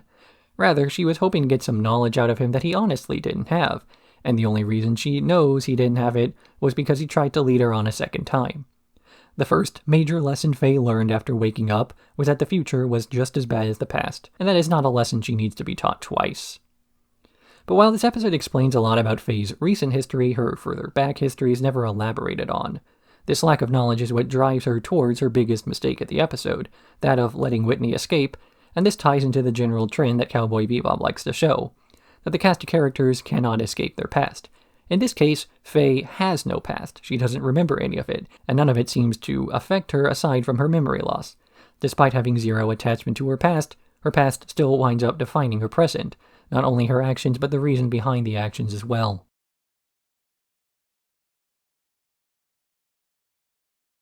Session 16. Black Dog Serenade. A man aboard a malfunctioning prison ship is standing over a pile of corpses. One of his co-conspirators in the prison break congratulates him on his handiwork and offers him a drink, only for the man, Udai, to pour it on the ground. Back aboard the Bebop, Faye is complaining about the shower malfunctioning, holding Jet's radio hostage until he fixes it, but then he overhears her rejecting one of his calls from a man named Fad. When Jet hears this name, he moves out to investigate, meeting up with his old ISSP partner as he alternates between a few flashbacks, where the duo are chasing after Udai when Jet is lured into a trap. Back aboard the ship, the prisoners are holding the remaining living crew member as a hostage, but when a wild man attacks and kills their pilot for talking back, he's quickly assassinated by Udai, who is then identified by one of the others as a former Syndicate assassin. They learn that one of the escaped death row inmates is a pilot as well as a former cop, and he offers to fly the ship, though they're in disagreement on where to go. Soon they are surrounded by police, so Udai negotiates with them, saying he has a life pod full of hostages and wounded men that he is sending their way. But this pod was actually full of explosives, and when combined with a bit of firepower, they're able to blast away the police barricade, escaping into the gates. Jet meets up with Fad, offering the man a cigarette but getting turned down as Fad no longer smokes. They talk a bit about how the world has changed before Fad mentions the real reason he was called out there, the hijacked prison ship that has Udai aboard. the man who caused Jet to lose his arm. He's still hesitant to head out, and returns to the Bebop, though when he's there, a conversation with Fei on why he has not replaced his mechanical arm with the lab-grown one reminds him of his duties, and, combined with a few more memories of Udai, Jet is convinced to go back. He asks Ed to water his bonsai if he doesn't return, and flies off. Jet and Fad meet up and head out alone, trying to figure out where the escaped prisoners are going to go, when Jet suggests that Udai will try to head back to Europa, where his old gang used to run. Fad suggests that Spike is back to his old self, the black dog who never lets go of a target. Udai detects the single ship headed their way, so the other prisoners come up with a few plans to destroy it once it gets close, including a rocket launcher and a machine gun. Jet detaches from the other ship in spite of Fad's warnings, and he rushes close, using the ice belt as cover. Despite taking a direct hit, he's able to latch onto the prison ship with his and swings in, crashing directly into their hangar and launching an escape pod to enter where the explosive life pod left before. Jet runs through the ship as Udai leaves to take care of the man himself, leaving the last of the surviving prisoners to try to escape on his own as he does not want to get involved, accidentally opening the hangar door and suffocating. Udai finds Jet and opens fire, with Jet shooting out the lights to make some cover for himself. Once he gets close, Jet is able to block one of the bullets with his mechanical arm to get in close combat range, though he winds up taking a knife to the leg anyway. Udai then tells the truth. He was not the one who shot Jet that day. It was his own partner, Fad. Fad then arrives on the scene and shoots Udai dead, which Jet takes as confirmation that the man was telling the truth. Fad admits this, saying that Jet was too good of a man and that he betrayed him for refusing to accept bribes or any corruption. Jet grabs Udai's gun and fires it at Fad, killing his former partner. When he gets closer, he realizes that Fad's gun only had a single bullet, the one that he used to kill the escaped convict, and that he let himself die to Jet as a form of penance.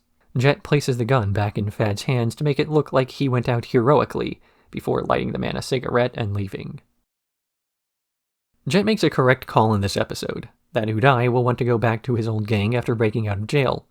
Udai calls his old syndicate contacts, but he is rejected by them as times have changed. They no longer have need for men who know nothing but how to kill. The syndicates are moving on to a newer era, one where senseless bloodshed is much less the norm.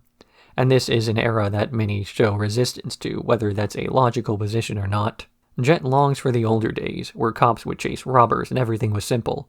When the syndicate started to use bribery, coercion, and corruption as their tools, his style of policing ceased to be. And after losing his arm to an ambush because he failed to understand this, Jet finally moved away from policing, well after policing moved away from him. So this is the ultimate tragedy of his character, that he longs for the good old days, despite those days not objectively being better. Sure, there's still crime today, but there was also crime back then too. It's just crime he knew how to approach. If Jet really got his wish, then things would be a lot bloodier and a lot more chaotic. Just because something is familiar doesn't mean it's good. But it's not just Jet who shares in this conviction, but Vicious too. Vicious has been portrayed as a sort of anti-Spike in this sense, where Spike wants to leave his old life behind and Vicious wants to bring things back to how they once were. So you would imagine that Spike and Jet would be opposites as well, and yet they serve more so as supportive characters to one another instead. Sure, they are opposites, but it's the opinions they don't share that result in the two men being good partners and better bounty hunters. When Spike is about to do something reckless, Jet stops him. When Jet is too cautious to take a risk, Spike takes it for him. And yet this is not the behavior we see from Jet in this episode, only up to it. Jet rushes out alone in his ship when they're approaching the prison transport. He crashes his ship into the other one to get inside, and he rushes an old nemesis alone. He even leaves without telling anybody but Ed, as he knew Spike would try to slow him down or go with him. And in the end, Jet gets what he wants. He learns the truth. He gets his revenge against the man who took his arm, even if it wasn't exactly the man he planned to get revenge against. And the episode has a satisfactory ending, but not a happy one. Jet likes to pretend that he is too old to change, but after this episode we know that's not the case.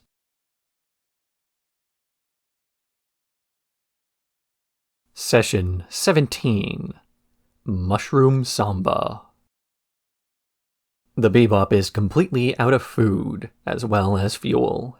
Jet is interrogating the others regarding who ate the last of their emergency rations when they are suddenly struck by another ship, and the other ship flies down to the surface of Io. Because of the collision, they are knocked off course, and the Bebop begins to rapidly descend before crash landing in a desert. Fei immediately becomes sick, and Jet realizes it's because she ate the emergency rations, which expired. So he and Spike get to work on repairing the ship, sending Ed and Ein out to get food as she's getting in the way of their work. Ed wanders around for a while before seeing the hit-and-run ship from before landing on the horizon, but she fails to catch up. She does, however, find a man selling watermelons on the side of the highway and attempts to beg for one for no success. That is, until a tall, afroed woman named Coffee approaches, purchasing a fruit, as well as giving the man a picture of a bounty she has been hunting. She leaves, with Ed and Ein hiding in her trunk as a means of getting into the city. This works too well, as when Coffee is stopped by two officers pursuing the same man as her, they search the trunk and find a sleeping child, immediately arresting her due to how suspicious that looks as Ed wanders away. She encounters the bounty from before, a man named Domino who is selling mushrooms, but their conversation's interrupted by Shaft, a man who has been hauling around a coffin as he wants to put Domino into his grave after the man sold his brother a bad mushroom that caused him to die of laughter. But Shaft's coffin is run over by a truck. Domino uses that chance to flee away, dropping mushrooms behind him as he runs. Ein eats one of these mushrooms and has a weird reaction to it, so Ed takes them back with her back to the ship. She leaves a few out and watches as the hungry crew eats them one at a time, each person justifying eating scarce food in different ways. Ed and Ein then observe the crew of the Bebop slowly losing their senses as Spike hallucinates a massive stairwell despite walking in place, Faye believes she is drowning in the toilet, and Jet learns the meaning of life from his plants. Ed decides not to eat the mystery mushroom and watches some TV instead, where she sees an episode of Big Shot that declares a bounty on Domino, the man she spoke with before. Ed sets out on her scooter with Ein in her backpack to go catch the bounty and save the day. She drives by the police station where Coffee's being interrogated, and when she realizes that her alibi is out there, Coffee sneaks away while the arresting officer is distracted. Shaft sees them driving by and hastily scarfs down his ice cream, but a brain freeze stops him from pursuing immediately. Ed catches the hit-and-run ship from earlier, as well as Domino growing his mushrooms directly inside the ship.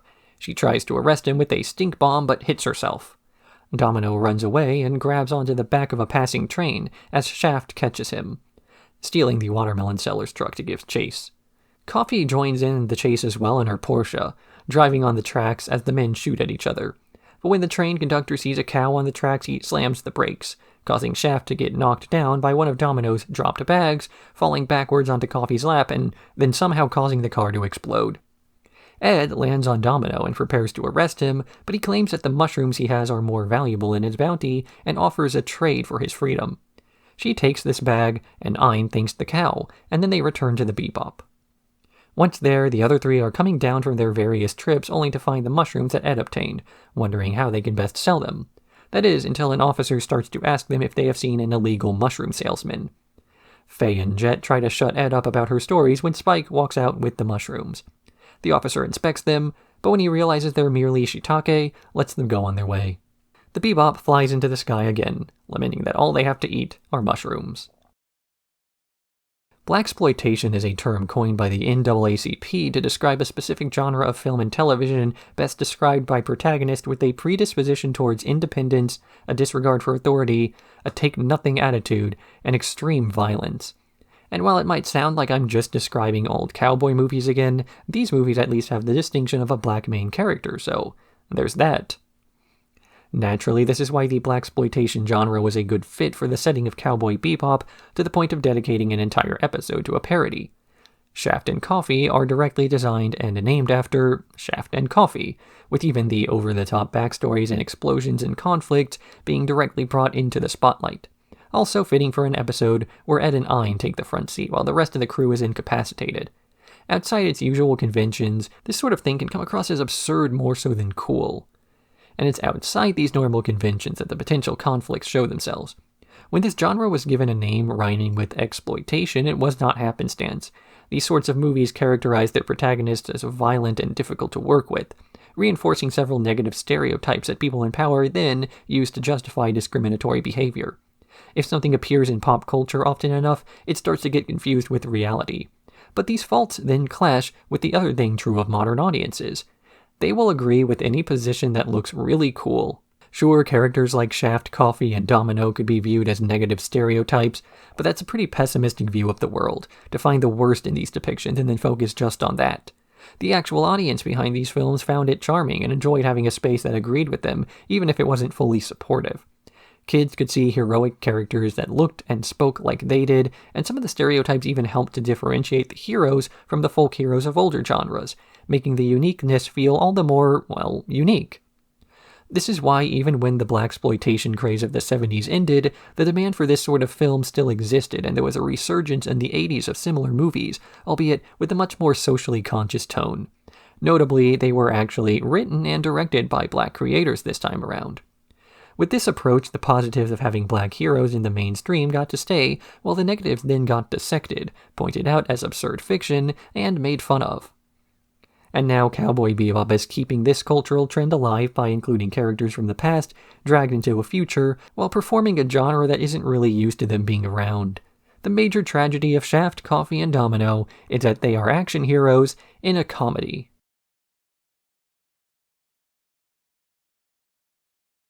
Session 18. Speak Like a Child.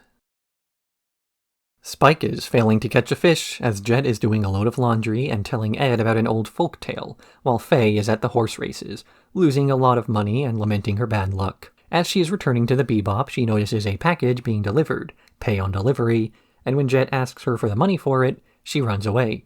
Spike and Jet then sit around wondering what sort of package Faye could possibly have received, with Jet assuming it's a bomb or a threat of some sort, while Spike simply opens it.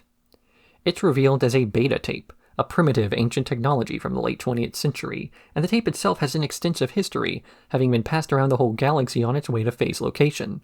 Unsure of what the device is, Jet simply takes it to a collector of 20th century memorabilia who tells them more about its history, even offering to play the tape for them on one of his machines. They get a brief glimpse of a girl walking along the beach, but the tracking is off and Spike tries to fix it percussively, breaking the man's Betamax player and getting the two kicked out of the store. Ed manages to find out the location of another Betamax player, the only one in the galaxy, back on Earth. It's in an abandoned electronics store deep underground. Spike and Jet fly there and begin to go further and further down, narrowly escaping death a few times as the broken elevator shaft and rusted-out vents prove unsafe. They find this electronics store, though neither man knows how to recognize a beta player on site, and they simply grab the least broken things. It turns out these were all VHS, and instead their entire trip was wasted. As they sit around moping, Faye calls the Bebop again as her luck betting on dog races has been less than stellar. Her call is answered by Ein, which annoys her, and then Ed. Ed says that the men are depressed and mopey, as well as mentioning the angry calls about collections they've been receiving, both of which Faye believes she is responsible for, despite the moping being about their failed mission, and the angry calls coming from the man whose Betamax they destroyed. As Faye is returning home, she notices yet another package being delivered, which Spike tears open, forcing them to pay the delivery. This package contains a beta player, which Ed immediately identifies, allowing them to finally play the mystery tape. As Faye doesn't want to pay for any of the packages, Jet tells her that she is not allowed to watch, so she wanders into the other room, sneaking a peek anyway. The videos of a teenager, unmistakably a younger Faye. She and her friends are recording a message to themselves 10 years in the future, with the young Faye wondering what her life will be like. She speaks about the fact that she's no longer around, and also the fact that she still is. Faye looks on, with no memory of the happy girl in the video. This episode opens largely indicating that it's going to be a lighthearted comedy, from the more obvious things like Spike acting dumber than usual, to more subtle gags like the fact that the Betamax player and the tape came in 2 separate packages, delivered by a hare and a tortoise respectively. Faye gambling around, alternating between the men being bad luck while she's with them, to the men being good luck when she's out of money, her dishonesty making it so when she says she won't watch the tape, the audience already knows she's going to sneak a glance anyway. Jet acts as though he's the responsible adult in charge, but it's only Ed who knows what's going on the whole time, though arguably Ein has an idea too. It's in this environment where every character is acting like a more exaggerated version of themselves when we finally get to have a big character subversion, that of Faye as an innocent girl asking a bunch of totally unrelated questions while living her life in a time and place that is as alien to the Bebop crew as it is to Faye herself. The characters are made more recognizable, so the unrecognizable one stands out more. By this point, it's relatively played out that Cowboy Bebop is about characters struggling with their past as it holds them back from figuring out their future, and this episode shows that Faye, in spite of being so far removed from her past, is not immune to this either. She's had a few close call run-ins with her past before, notably from meeting Whitney, who could have let her know something about herself, But these have all wound up as dead ends due to being bad sources, people who are intent to take advantage of her. These lessons teach Faye that she cannot trust strangers, so it makes sense when she finally has a chance to learn about herself from herself. It would be her best opportunity to do so, to answer these lingering questions with no concern for bias or selfishness. But this is not what she gets. The girl in the video is not Faye. That was a name she was given much later. The girl in the video is not Faye because she's shy and not great at coming up with what to say on short notice. The girl in the video is not Faye because she is happy and she's kind. The girl in the video is dead. She died in the gate explosion, and the destruction of any sort of connection to the past might have maintained with the present. She's gotten the exact sort of future that Spike wanted, a total detachment from the self. And the window into her past is viewed the same way we might view a eulogy.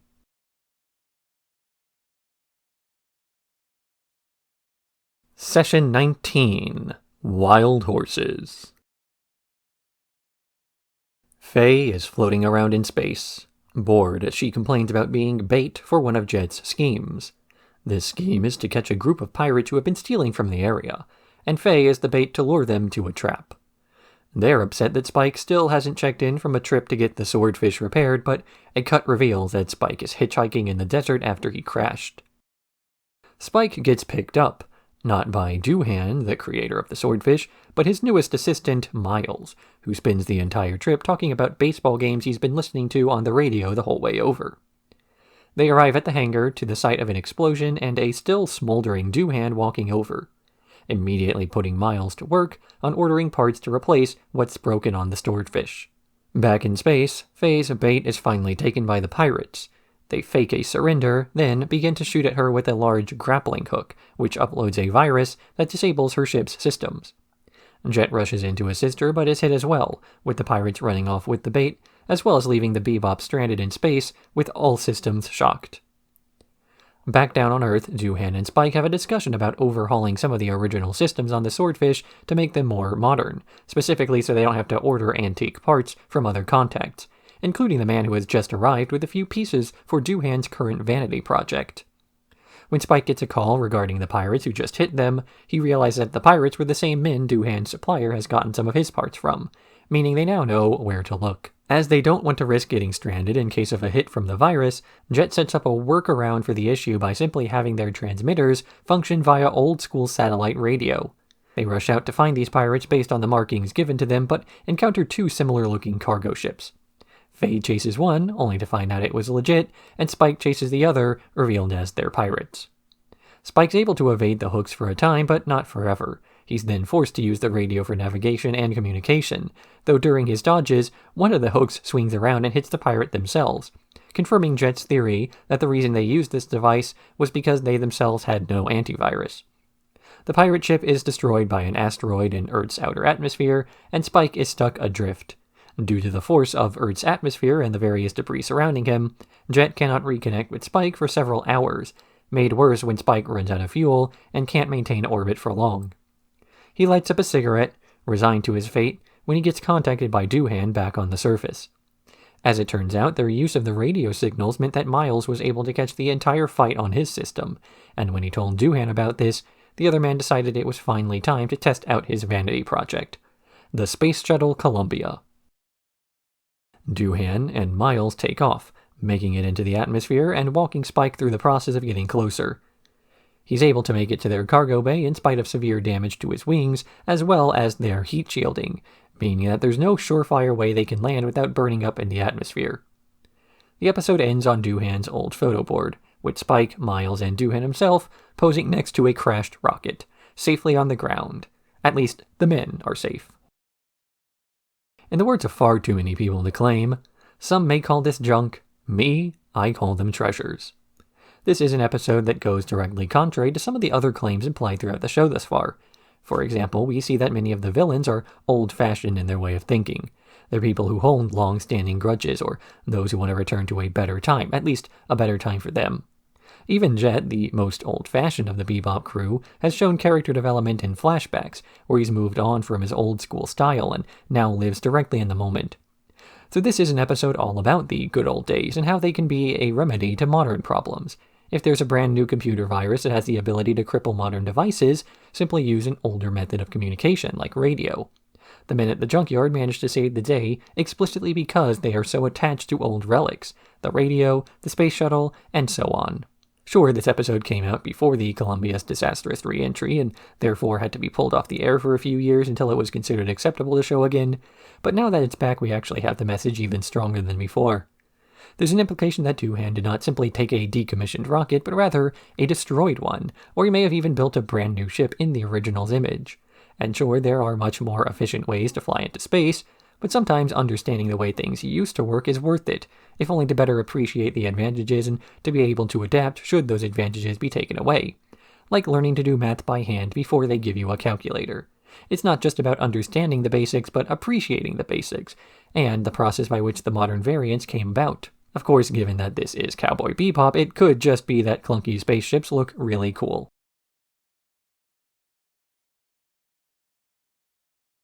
Session 20. Pierrot the Mad. A shadowy figure in a top hat floats through the air, landing near a man in a suit, surrounded by security. He informs them that he is there to take their lives, and begins to slaughter the whole group. Spike emerges from a billiards bar just as the gunfight is over, seeing this eccentrically dressed man, who immediately turns on him and prepares to fight again. Spike barely manages to avoid being shot several times, with his bullets doing nothing, as they seem to be reflected by a force field of sorts, and he takes cover behind some trash cans. The man then sees a cat in the alleyway, freaking out and firing his guns at it until the cat runs off, a distraction Spike uses to grab a can of fuel and toss it over, blowing up the man and everything else nearby. But the man inexplicably survives and continues his pursuit, following Spike with a series of explosives of his own, which Spike runs away from further and further down the series of alleys. Soon Spike is cornered and he attempts a stand, only to be hit by a thrown knife before he takes cover by jumping into a canal. As this assassin overlooks the water, the sun rises, and he fades into nothing. Jet is talking to an old ISSP contact, with the man warning him about the trouble his partner's gotten into. But Jet persists in learning more, so his contact tells him who Spike was attacked by: Pierrot. Pierrot is the perfect assassin, who has been seeking out and killing various members of the police and has already killed 7 chiefs. These murders are something that they're trying to keep in secret to maintain civility, as no one who has seen his smile has ever escaped. Back aboard the Bebop, Faye taunts Spike for a while due to his rash behavior getting all bandaged up again. She then speaks to Ed as there's a message for the ship, one inviting the recipient to a party at Space World, an amusement park on Mars. Faye tries to keep this a secret from Spike, knowing he'll take the challenge, which she's proven right on when Spike, back on his feet, overhears the conversation and announces that he plans to go. Spike arrives at Space World and enters in silence, trying not to let his injuries affect him. He walks through the abandoned amusement park, searching for the man who challenged him to come there. Pierrot then makes a grand entrance, assaulting Spike by using his environment, and launching rides and attractions at him, causing Spike to become paranoid about what's Pierrot and what's just a rundown animatronic. Meanwhile, Jed is calling Ed, asking the hacker to break into the police's files to find something on Section 13, which officially doesn't exist. She gets access after a few tries and learns of the history of the man, originally Tonk. He was the subject of a secret experiment to make an enhanced government assassin, but the horrifying nature of these experiments and the man, as well as Kat who watched over him, caused his mind to regress to that of a child. After the experiment was deemed a failure, he was sent to a detention facility to be disposed of, when Pierrot broke free, killing everyone in the prison and moving on to kill more and more, as he now has a taste for bloodshed. Despite all of this, he still has the brain of a child, and as Jet says, there's nothing as pure and cruel as that. Back at the amusement park, Spike has once again used water as cover when Pierrot destroyed a roller coaster the fight had moved to, but he's still after him until Faye flies in and opens fire. She causes as much destruction as Pierrot has managed, but also destroys the facade of a gift shop and makes a small kitten toy fall out of the window display. Pierrot sees this and freaks out, shooting at the doll, and then retreating to a point where he and Spike can once again have a standoff. Pierrot shoots first, but Spike jumps to the side, grabbing the knife Pierrot threw at him before and preparing to toss it. Pierrot's about to dodge, but then he sees Spike's heterochromia and hesitates, as the cat during the experiments also had different eye colors. He panics, and the knife hits him in the leg, with the childlike mind of Pierrot causing him to cry out in pain and ask for his mother. As he's laying on the ground, the animatronic parade slowly walks by, crushing the mad Pierrot. Jet calls Spike, ready to tell him the information that Edward gathered about the man's history and his powers, but Spike says that he doesn't need the info anymore, and the episode ends on a shot of Space World suspended in its grand opening. Put on your costume and powder your face. The people pay to be here and they want to laugh. And if Harlequin shall steal your Columbia, laugh, clown, so the crowd will cheer. Turn your distress and tears into jest, your pain and sobbing into a funny face. Laugh, clown, at your broken love. Laugh at the grief that poisons your heart. The commedia dell'arte, or the artist's comedy, is a type of theater that depended heavily on stock character archetypes who would become familiar to audiences as a shorthand for their individual development. Of these stock characters, one category, the zany, were typically used for creating humor, and of the zany we saw Pierrot. He was the sad clown, hard-working, loyal, and frequently the butt of physical comedy, made fun of for no reason other than the fact that he was Pierrot. He did nothing wrong, but the universe made him suffer anyway. Tonk is named for Pierrot, who has likewise suffered despite his lack of agency in deciding whether or not to involve himself. It was the failure of the government to keep him safe and sane, rather than working to undo the damage or even care that they inflicted it in the first place. They simply tried to bury the man and act like he never existed. Even after he takes out his anger on the police who hurt him in the first place, they still refuse to acknowledge that anything is wrong as they suppress the casualty reports. So like so many of the other villains we've encountered thus far, Pierrot is just a victim of circumstance, driven to crimes due to, in large part, circumstances outside of his control. He is insane, he kills indiscriminately, he acts like a clown, and Spike sympathizes with him. He doesn't have to hear the guy's tragic backstory to understand where he's coming from. Nobody really aspires to act like Mad Pierrot. He's not anyone's life goal, but a person in a terrible circumstance.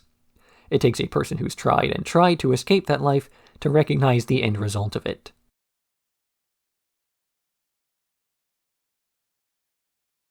Session 21. Boogie Woogie Feng Shui. Seek the holy beast of Anzan. I am where the four gods meet. This is the cryptic email that Jet receives from an old colleague, Pao Buzi, a feng shui master from Mars, that prompts him to go looking for the man. He eventually finds his old associate at a graveyard, looking down over his tombstone and wondering how he could have sent a message from beyond the grave. He's then greeted by a young woman who tells him to look out as two assassins dressed as the Blues Brothers open fire on Jet and the girl. They take cover and Jet prepares to shoot back when this girl consults a Luopan compass as how to escape, which leads the two to a passing bus, then the river where they lose their tail. Back aboard the Bebop, Spike and Faye watch this girl, Pao Mei Fa, and speculate on her relationship to Jet, whether she's a daughter or his girlfriend, before he gets angry and tells them off before showing Mei Fa the message he received from her father. She interprets this message as something that will take them to a sunstone, and that Feng Shui indicates her arrival as the optimal time for a quest. So they go out into the city, searching for clues and talking about her deceased father, who Mei Fa says she never knew that well. Mei Fa explains a bit more about Feng Shui as she eventually uses her knowledge to deduce the location of this sunstone, based on various nearby landmarks, pulling a piece of burnt rock out of a statue that she claims is the target. But the men from before have returned, planning to ambush Jet and prompting him to take cover in a nearby shop, where he plans an ambush of his own. They take out the assassins and Jet interrogates one, discovering that he's a low-ranking syndicate assassin who was supposed to go after Pao Buzi, only to have then lost him.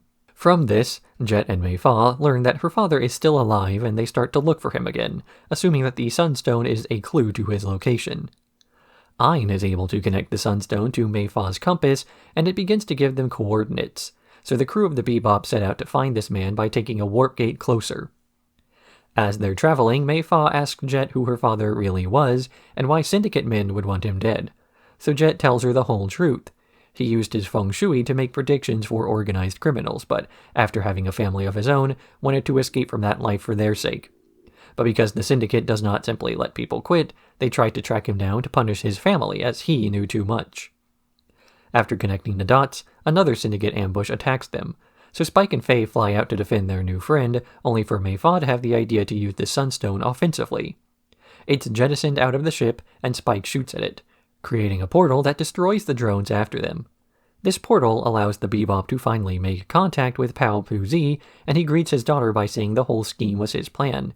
Though Jet counters this assumption by saying it was actually Mei Fa's work that actually got the two together again, which he agrees with.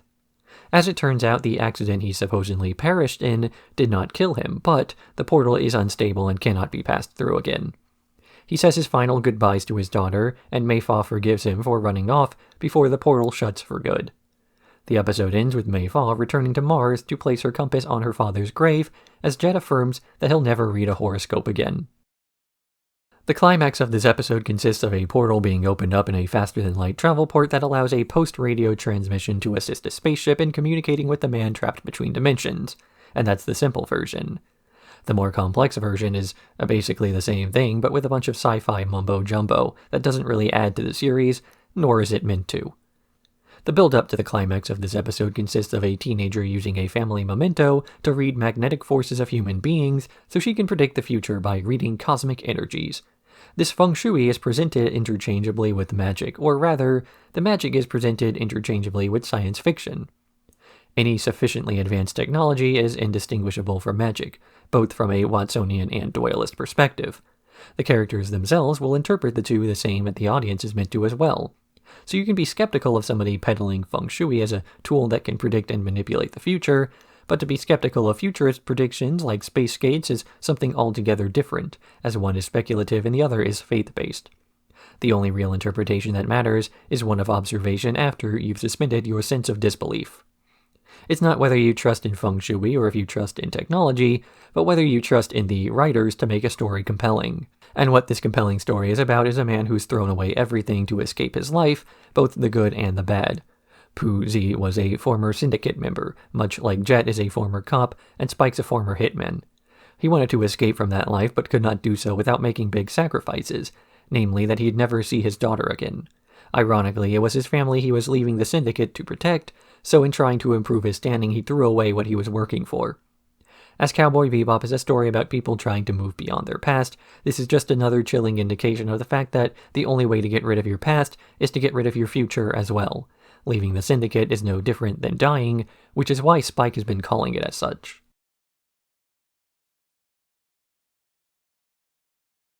Session 22. Cowboy Funk. A disguised security guard leaves a teddy bear on the top of a massive skyscraper before walking away. He's partially down the escalator when Spike approaches from behind, placing the teddy bear on the man's shoulder and implying he forgot it. The man plays dumb, but Spike says he recognizes him as the Teddy Bomber, a notorious terrorist with a large bounty on his head. The Teddy Bomber turns around and notices the man after him is Spike, the second most notorious bounty hunter in the area, next to a man named Andy.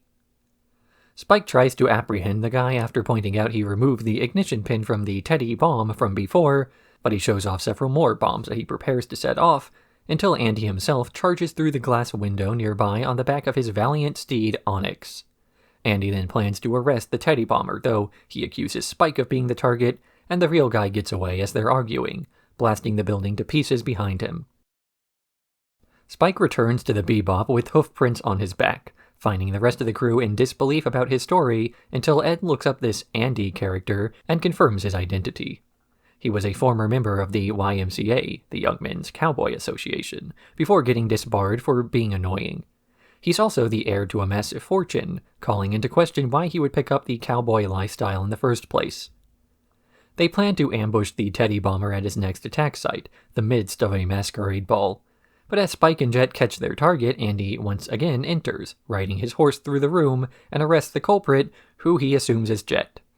Once more, the Teddy Bomber sets off his explosives as a means of escape, and he rushes out of the building with Faye riding along on his horse, while Spike chases after his target in the swordfish. Unfortunately, Spike's target is not the bomber but Andy himself, and the bounty gets away as Andy manages to elude Spike. He brings Faye to his house where the two discuss his fortune and lifestyle, even giving Faye some of his signature products to bring back to the Bebop alongside her stories of the man. She goes back to Spike and Jet to talk about the similarities between Spike and Andy, which is something that Spike takes offense to. But before they can argue further, Big Shot comes on and informs the world of the Teddy Bomber's next big plan, as it will be his last one, cutting him off before they can properly read his manifesto. Ed identifies the next target as City Hall, and Spike declares his intention to go out and face off against his rival. He arrives to a greeting by the Teddy Bomber, only for Spike to tell him to shut up as he's really there for Andy, who tells off Spike in turn. But the Teddy Bomber, mad that no one is listening to his manifesto, sets off his explosion and runs away, with Spike and Andy chasing him into City Hall itself. They get into the adjacent elevator, only for the target to reveal he is one step ahead, as he rigged the elevator to explode as soon as it reaches the top floor, while sealing it shut. Spike isn't worried, as he knew this would happen, and reversed the security override to offset the Teddy Bomber's override. But Andy also planned for this, and set it back to the way it was. Trapped in an elevator about to explode, Spike tries to jump out of the roof hatch, only for Andy to get in his way and the two men to get stuck. The elevator then explodes, revealing that Andy and Spike survived with Andy's lasso, so they chase each other up while Faye and Jet, having caught the bomber themselves, watch with binoculars, at least until the chase scene gets boring. Spike and Andy have an Old West showdown on the roof, missing all their shots and then fighting hand to hand. Andy's able to knock Spike off his feet and down a floor of the destroyed building, taunting the man for not being a real cowboy. Spike then punches a desk in anger, only for the impact to weaken the already weakened ceiling above him, causing Andy to barrel over the edge of the skyscraper in a showing of dumb luck. He barely survives by clinging onto the side of the roof, and as he makes his way up to safety, hands Spike his hat, saying that Spike's the real deal and he'll be giving up on the career. Spike returns to the Bebop, humble bragging about his victory as the rest of the Bebop seems indifferent to his success. Meanwhile, the Teddy Bomber is in a prison transport where the officer monitoring him asks about his motivations. He says he's been blowing up tall buildings to remind the world of the evils of capitalism until he sees Andy riding his horse in full samurai regalia. Realizing how absurd the world has become, he simply resigns to his pointless fate. I opened this video by speaking for probably too long about the definition of the word cowboy, and in concluding that there was no real definition, because words mean whatever the person saying those words intends for them to. In this sense, Andy is a true cowboy, because he wears a cowboy hat and tells everyone his name is Cowboy Andy. To be any more pedantic about the definition of the guy would come across as nitpicking at best and jealousy at worst. Spike is angry with Andy because he is compared to the man. He sees a guy who goes around saying he's tough but not really proving it, and fears that that's the way others view him too. If he can prove that there is some fundamental difference between himself and Andy, then Spike can prove that he is not who someone else claims he is. Andy saying that he's a cowboy cheapens the definition of what a cowboy/bounty hunter is, but this is only assuming you thought that the label had value in the first place. Calling something a word doesn't define the thing as that word, it's only observable truth that makes it so. We as a society collectively decided what a cowboy was, and then we changed its definition later when we thought of something cooler. And then Cowboy Bebop changed it again because it also sounded cool, and then Cowboy Andy decided that it was something else entirely, and Spike got upset because the label moved on without him. But it's not like you have to be hung up on labels forever. After all, Spike was fine with Andy after the guy moved on from his temporary cowboy obsession and began to call himself something else. If you don't like the new implication of a word, just wait a bit for the trendy folks to move on, and then you get to redefine the term based on what you've been doing longer. Labels can change, but the things being labeled stay the same. The Teddy Bomber was supposed to be the primary antagonist of this episode, but that wound up being the spiky-haired bounty hunter whose ego got in the way of the capture. He repeatedly tried to read out his manifesto, which, considering that he was meant to be based on the Unabomber, is not a surprise to be revealed as a general anti-consumerist rant. Destroying the symbols of capitalist excess to remind people of our origins was his scheme, and yet it was the over-the-top performance of men like Andy, and to a similar extent Spike, that truly convinced him that buildings are only a symptom of what he views as capitalist rot. At its core, the faults of consumerism are the faults of humanity. He can destroy the problems of this world physically, but as long as there are still guys willing to dress up as samurai in this day and age, then the true evil will always be that humans themselves are flawed. Of course, this then implies that you think that creativity and desire for greatness are flaws in and of themselves. Even if people weren't spending money in excess, they'd be doing something else in excess, and so the core issue would not be addressed. If people had no egos, then there would be no problems in this world, but if people did not have egos, they wouldn't really be people either. Being a little bit crazy is what makes life worth living.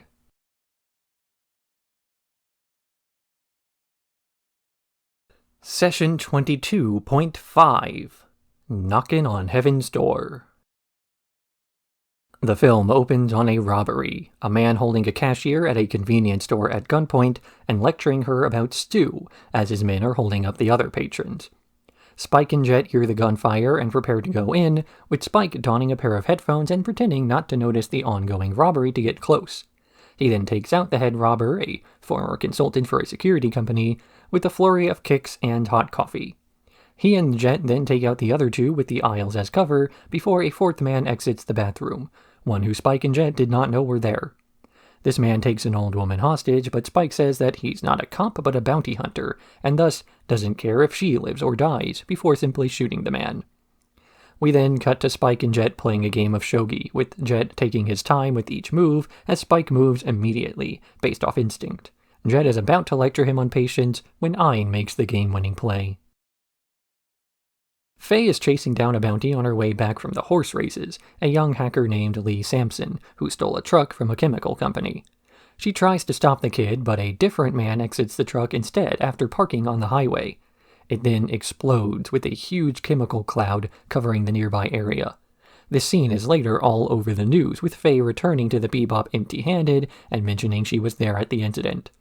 Though what really grabs the crew's attention is the massive bounty placed on the perpetrator. She tries to draw the man's face from memory, but as her drawing is not great, the rest of the crew splits up to get intel on their own. Spike heads directly to the people, asking around in a montage and getting led to the Moroccan district, where he then meets a man who offers to sell him beans. He follows this bean salesman into a series of secret rooms before ultimately being given a massive vase and then encountering a mysterious woman who disappears into the crowd. Jet is watching an old western at a drive-in alongside his police contact Bob. Bob tells Jet about the incident, specifically how the police aren't getting publicly involved, and treating it as a freak isolated accident, as the two lament that policing is not like it was in the good old days. Faye follows up on her memory of the event with Edward, who goes through surveillance footage of the accident and finds a tattoo they match to a disbanded special ops group. Ayn matches the identity of the bomber to a man from that group, Vincent Valaju, although he is listed as deceased. With nothing from that in, she decides to follow up on Lee, tracking him to an arcade but losing him when he shuts off power to the building, although she does manage to get his hat. Jet and Edward investigate a marble-like object they found inside a Spike's vase, identifying it as an infected blood sample that mutates and multiplies rapidly while also causing the symptoms of those who died in the chemical explosion before. Spike chases this chemical back to its origins, a company named Charius Medical, and he infiltrates it disguised as a janitor only to meet the woman from before, Elektra, who tries to stop him only for Spike to wind up fleeing the building while pursued by a small army, proving that this company must be a front for something else. After Spike returns, there's a massive hack on computer systems around Mars, indicating that there will be another attack on Halloween night. So their hacking expert, Ed, is out searching for their suspect, using Ayn to track down the scent of the guy from the hat Faye collected. She poses as a trick-or-treater and manages to get the address, passing it on to Faye, and then getting distracted. At this address, Lee is talking with Vincent as he plays a game of peg solitaire using those marbles from before. Vincent tells him that when a game of solitaire is over, there's only one piece left, and he fires his gun at the last marble, dispersing the agent inside and killing his accomplice, but not himself. Faye hears the broken glass of the window the guy tried to escape from, and rushes over to investigate only to be caught and held. Meanwhile, Spike is listening to a radio transmission while following a tracking device he planted on Elektra during their fight before, and he hears about their target moving downtown. He follows on foot, chasing Elektra, who's chasing Vincent, before they wind up aboard a monorail. Spike and Vincent are at a standoff when Elektra enters from behind Spike and is shot at, barely surviving. He and Spike fight hand-to-hand, but Vincent is seemingly immune to pain, grabbing Spike's chest with his bare hands and stabbing at the guy's heart. Spike gets thrown into the water below as the monorail explodes. He wakes up later under the protection of Laughing Bull, who asks him about his dream before Jet finds him and the two talk about how this case may be too big for two bounty hunters to keep chasing. But Spike's undeterred, and they have Edward hack into Charius Medical, learning that it is a front for the government to do nanomachine research, banned under certain treaties. She learns that they use macadamia nuts as a code word for the agent that's been dispersed around the city, and they hunt down more leads, with Spike winding up back at the Moroccan district where he talks to the man before, introducing himself as Rashid, formerly Dr. Mendelo, who worked on the nanomachine virus. Faye wakes up in the room from before, surprisingly not dead from the nanomachines. Vincent said that he gave her his blood, making her immune, then lectures her on his past. He was a soldier during the Titan War and was experimented on, having the vaccine for the nanomachine virus injected into him, which made him immune at the cost of losing his humanity, feeling as though everything is just a dream. He then explains that anyone with the virus visualizes it as a bunch of golden butterflies around them, that he's not sure if they really exist or not. Vincent stabs one of his own men when he starts to show doubts about his involvement before leaving to finish his schemes, with Faye cutting herself loose with the knife he left in the guy's corpse. Spike and Elektra are both arrested by the organization behind Charius Medical, with the department head saying that he plans on wiping her and Spike's memories of the incident to cover up the existence of the virus they made, as Rashid destroyed the data on it long ago to prevent it from being misused.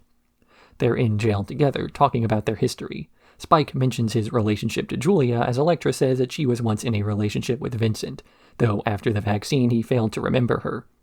This also explains why she's immune to the virus through her blood, though the ability to synthesize a cure for the virus from her blood did not seem to be of interest to Charius, who would rather cover the whole thing up. They break out by reaching through the bars to hold men captive, then break into the lab where a sample of Elektra's blood had just been tested. The man testing it, upon realizing what it was, made several cases full of an antidote that Spike and Elektra commandeer to take back to the Bebop, where the rest of the crew is caught up on the plan. The police have determined that the Halloween attack is going to occur at the city's water treatment plant, though Spike has a hunch of his own that it will be at a radio tower in the middle of the parade. The ISSP ignores red tape to rush straight into the treatment plant, only for the army to arrive at the same time, with the two groups encountering what they think is the chemical weapon, only for it to be a plain jack-o'-lantern.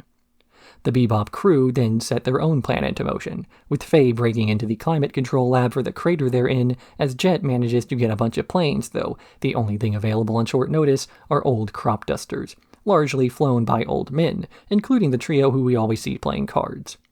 Faye makes it rain as Jet's men sprinkle the antidote into the atmosphere, with the two combining to mass inoculate the people gathered at the site of Vincent's planned attack.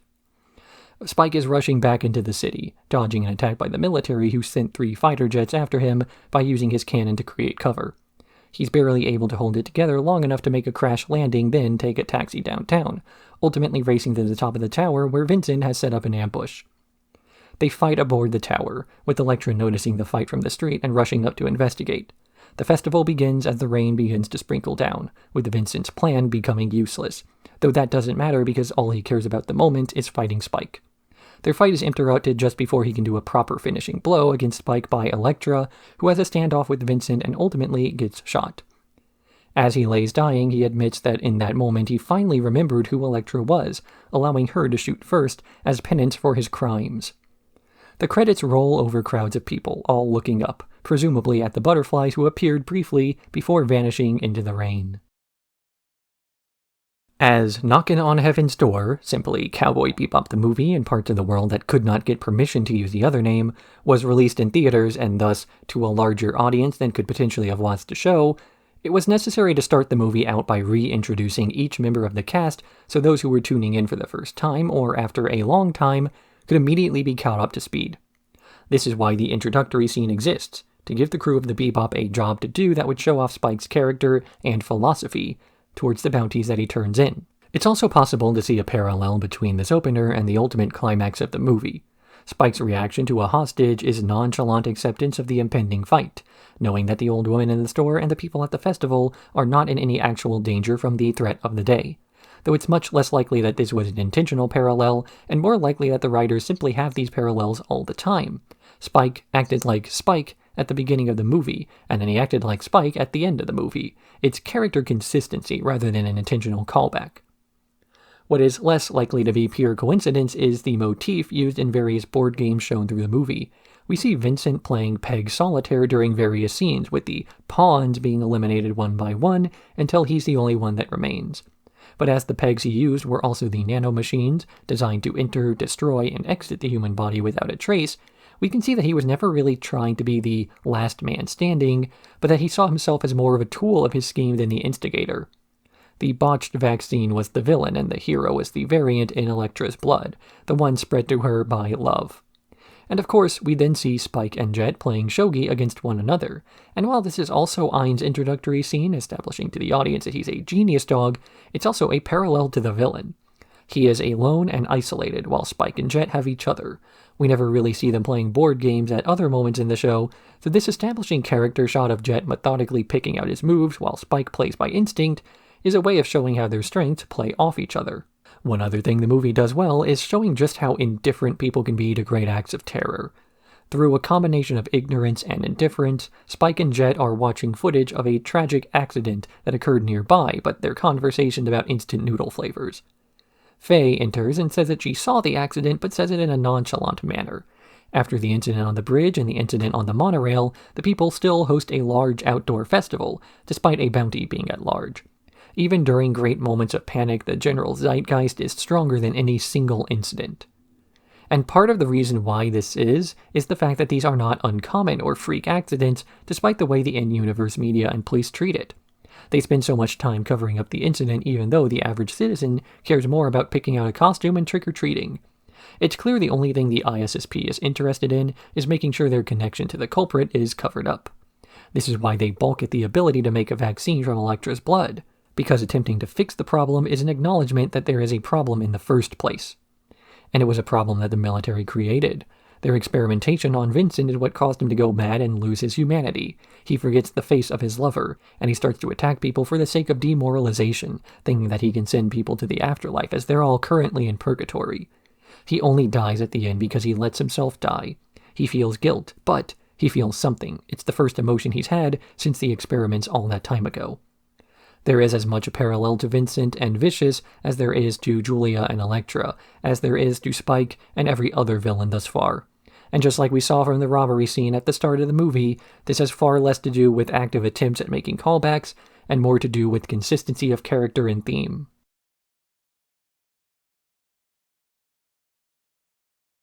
Session 23, Brain Scratch.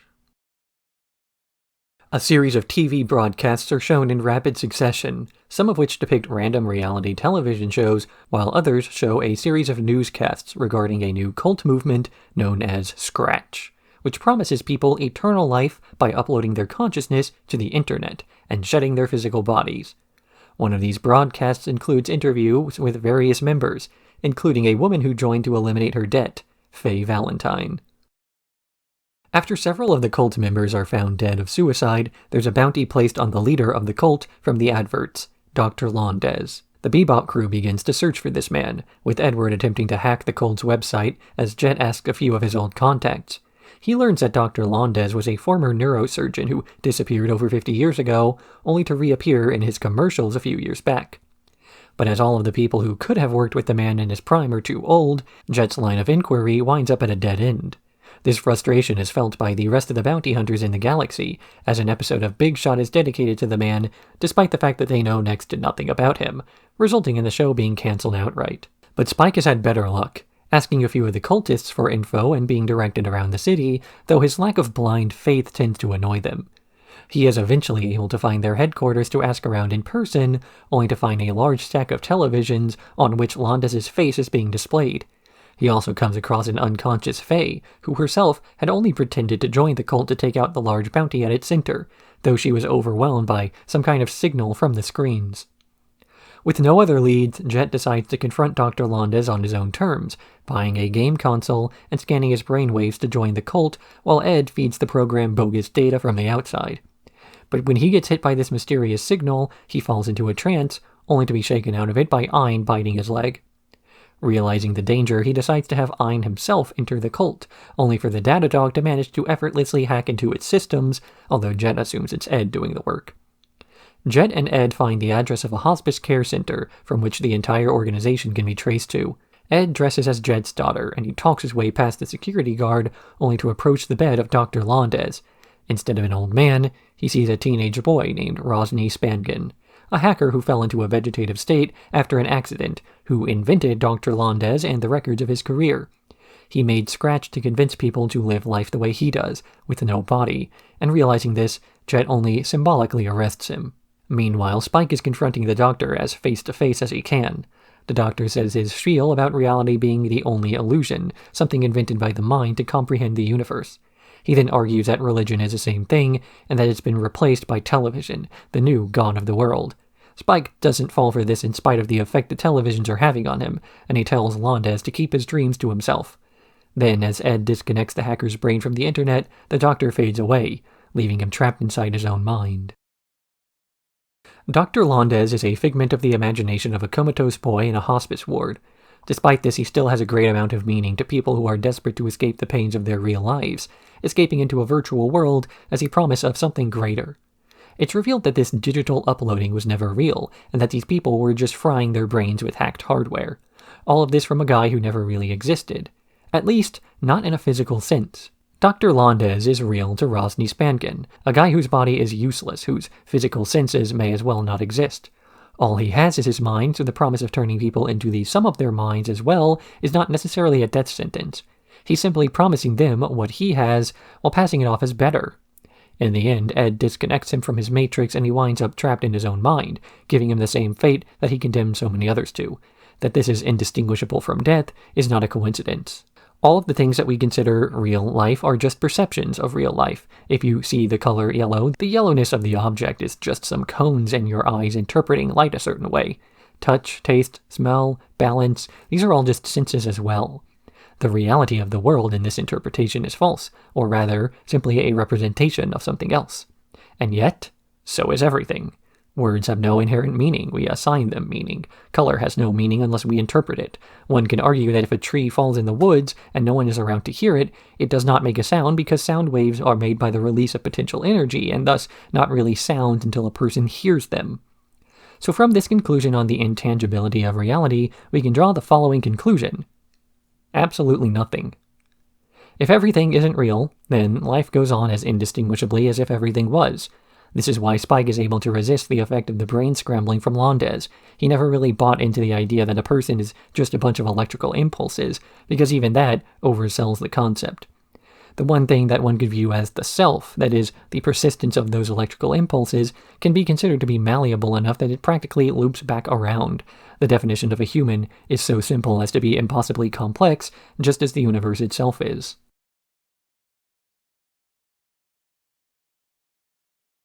Session 24. Hard Luck Woman. Faye is watching and re-watching the tape from Session 18, pinpointing a fountain in the background that she wants to track down, before Edward says she recognizes it. So Faye and Edward change the ship's trajectory to go to Earth, so that Faye can reconnect with her roots, although Edward merely leads her to an orphanage/daycare that is located in a landfill. While here, the Mother Superior talks to Faye about how Edward was dropped off there some time ago, only to disappear later like a stray cat. She gives Edward a gift, a picture of her father, before the two go on their way. Faye is standing in one of the spots from her old video when she is approached by a woman in a wheelchair who remembers her from those years ago. She points out that they went to high school together before Faye was cryogenically frozen, and when Faye sees her old friend's granddaughter, she claims she is just a ghost and runs off. Upon returning to the Bebop, she wanders around a bit as her memories start to come back, bumping into Spike and apologizing to him, which is what makes him suspect that something's off. But Spike and Jet distract themselves by chasing after a bounty who just appeared on their radar, a man named Appledeli Lutfin, tracking him down to a crater nearby where he introduces himself as a map maker. He is tracking the bits of the moon that fall down to the Earth's surface, updating maps with survey equipment to fight back against the chaos of change. Spike and Jet don't care and try to take him in anyway, but he effortlessly disarms them and then dodges a flurry of punches and kicks from Spike before their fight is interrupted by the Bebop itself, piloted up to the shore. Edward jumps off the bow with the man catching her, and she introduces him as her father. Appledeli punches Spike before learning that Spike was traveling with her as a friend, so he then offers the guy a basket of eggs as a thanks. As Spike and Jet try to figure out what the guy's deal is, between not seeming to know the gender or name of his child, he and his partner see another rock fall nearby, and they rush off to find it, leaving Edward, or maybe Francois, behind. Faye manages to find the place where she used to live, running up a hill from her returning memories, only to find nothing where the building used to be. She finds the fountain in ruins and draws her old room out of dirt on the floor. Edward gives Spike a pinwheel before walking out of the Bebop and into the sunset. When Jet notices that she and Ein are no longer around, he and Spike start to look for her, only to see a farewell message written on the bow of their ship. Realizing that the bounty on Apple Deli was a low amount placed by Ed herself to lure them into finding him, Spike and Jet gorge themselves on the eggs they got before. Ein catches up to Edward, who herself has decided to finally track down her father, or whatever else comes next that looks interesting. There is a concept in series that have a lot of tonal range called chasing out the clowns, the idea that the characters who produce most of the humor have to be driven out of the show before the big dramatic finale. A few of these changes are pretty obvious, others not so much. We get to meet a character who is almost certainly not, but nevertheless calls himself Apple Deli Lutfin, a self-proclaimed geographer with the intention of mapping out the constantly changing surface of the Earth so it can rebuild. Ignoring the fact that the Earth changing so rapidly has more to do with the lack of building on the surface than the fact that people do not have maps. But when/if people do decide to come up to the surface, they will need maps, among so many other things, and apparently the best use of this guy's life is to risk it for this purpose. It is absurd, but this man is Edward's father, so it only makes sense that he would not. We don't get answers about why Edward is so smart, or how she learned to hack, or how a kid is so self-sufficient, though from what we've seen in a few other youngsters, the rapid advancements of technology have ensured that this isn't especially uncommon. But these were not super vital aspects of Edward's character, nor were they aspects of her backstory that really explained anything or gave better context to her role in the story. What did give context to a character were the activities of Faye, who has finally gotten a step closer to discovering who she was. But as she is starting to unlock these memories, she realizes just that. This is who she was, not who she is. It doesn't matter what kind of girl she was before the accident, nor does it matter who her friends were. She's a ghost now, and has the chance to completely rewrite her own history, and she has succeeded in doing exactly that. Your past doesn't affect your future nearly as much as people think it does. Sure, there's a linear series of events that take you from who you were to who you are, but this is a one-way street. The past affects your present, but you affect your future. It's just a matter of whether your past decides your decisions, or you do. And this is a choice that Faye ultimately chooses not to make, running away from her old friend to preserve some of the mystery of who she is, because it's not like going back will change anything anyway.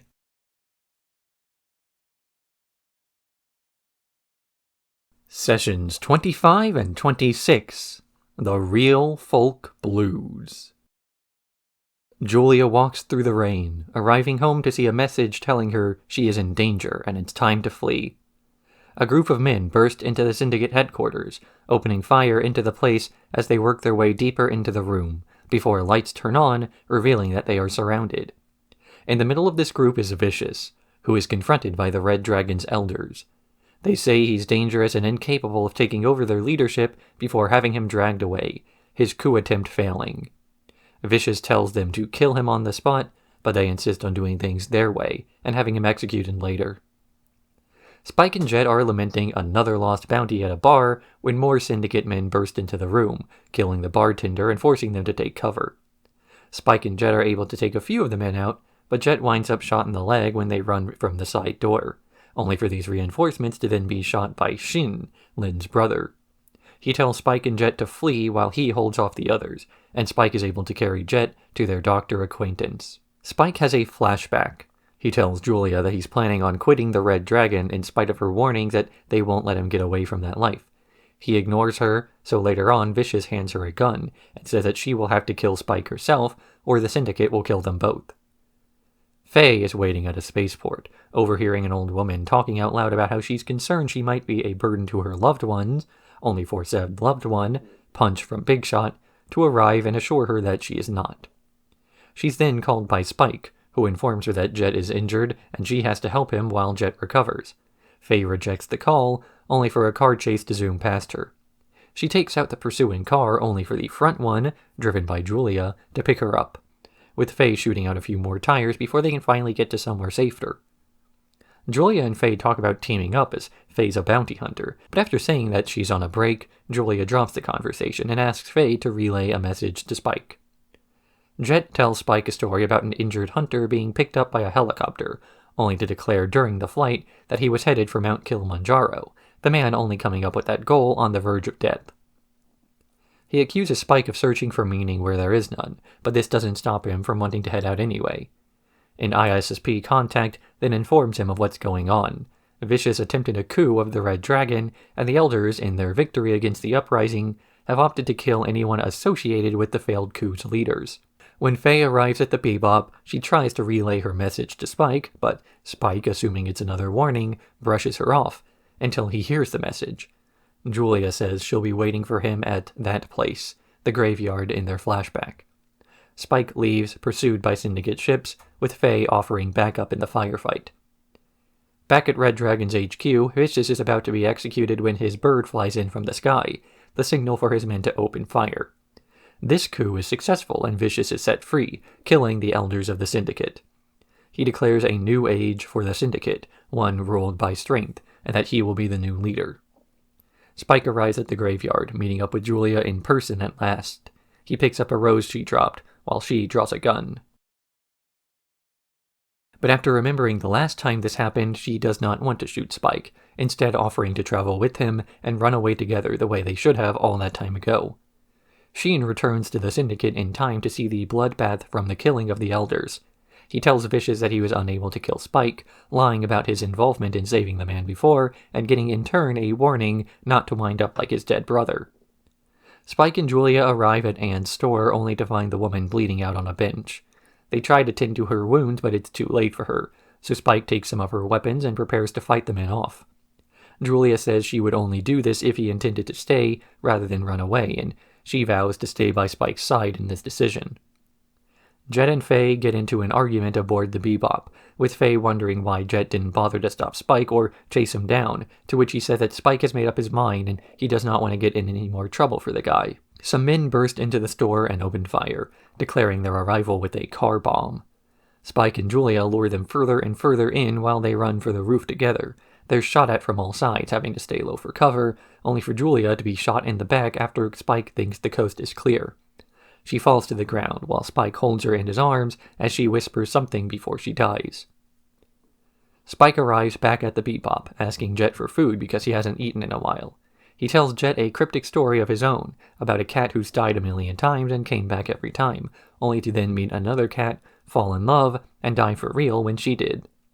He then tells Jet the meaning of the story doesn't matter because he hates cats, and the two share a laugh together. But when Spike tries to leave the Bebop, he is held up by Faye. She tells Spike off for leaving to die, so he has her look into his eyes, telling her that one of them is fake and can only see the past. She informs him that her own memories have finally returned, and that it didn't change anything. Spike leaves, not to die, but to see if he's really alive, with Faye threatening to shoot him, but not going through with it. He enters the Red Dragon headquarters, using explosives to burst his way through under cover of smoke, and leaving remote-detonated explosives behind as he works his way higher. He meets Shin along the way, with the guy telling him how to get to Vicious's room before he's shot dead himself. He lays on the ground, saying he was waiting for Spike to come back and take over the Syndicate before he dies.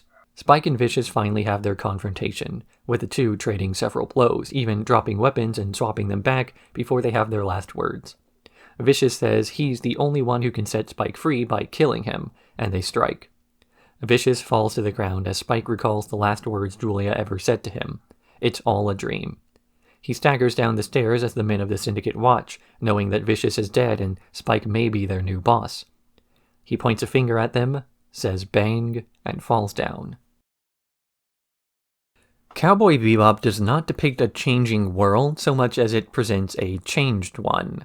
It depicted a golden age of bounty hunters prompted by the rapid spread of humanity following the Gate incident, as law enforcement could not keep up with the rapidly increasing demands. It depicted a golden age of organized crime, where society was ruled by the strongest through a series of bloody conflicts. And yet, the syndicates moved on from this, signing peace treaties and working more closely with law enforcement as whatever enterprises they've set up benefit from people not fearing for their lives. Shows like Big Shot are shut down because there just aren't enough bounty hunters anymore. Maybe everyone else has already accepted this, and the Bebop crew simply refused to accept reality. Through the show, we've seen so many characters who have lamented that things are not what they once were and that they crave the old ways, but every attempt to chase that old-fashioned world has resulted in death or disaster. It's the characters who move on, willingly or not, who ultimately survive. Ed was a character who did not care about her past and didn't care about her future.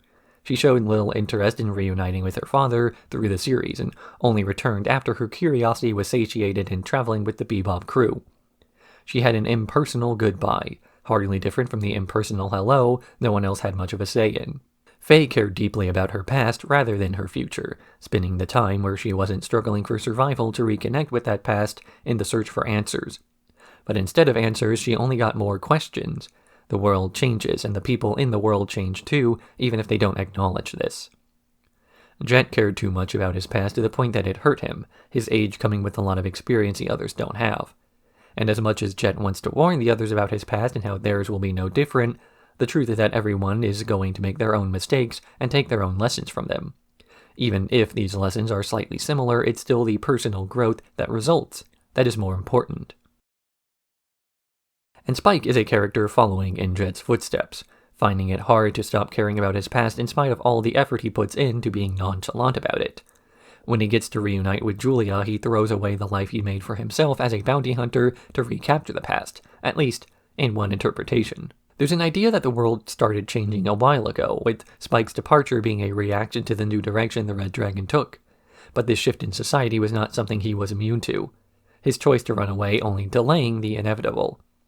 Spike and Julia tell each other that their current lives are just dreams, a dream of living without the shadow of their past weighing on them.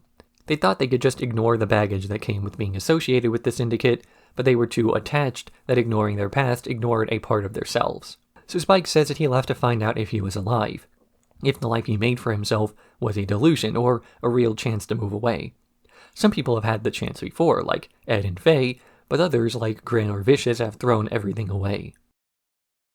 Vicious himself is like Spike in the sense that he is trying to hold on to the old ways, the times when the syndicates fought and bloodshed decided the victor. The elders had transitioned the organizations to a new form, one with peaceful talks and agreements that eliminated the need for violence. But as that was the only life that he knew, he fought to keep things the way they were. Spike, too, only knew this life, but he also knew it was over, at least thought he did. In the end, the Red Dragon was destroyed from the inside, as it was at risk to do so in the past. Vicious and the rest of the men who preferred the style they knew best made sure of it. They installed a man who would promote the best killers, and that man died. Ironically, as it was the Syndicate's previous bloodthirsty ways that made it this way, they too could never escape their past.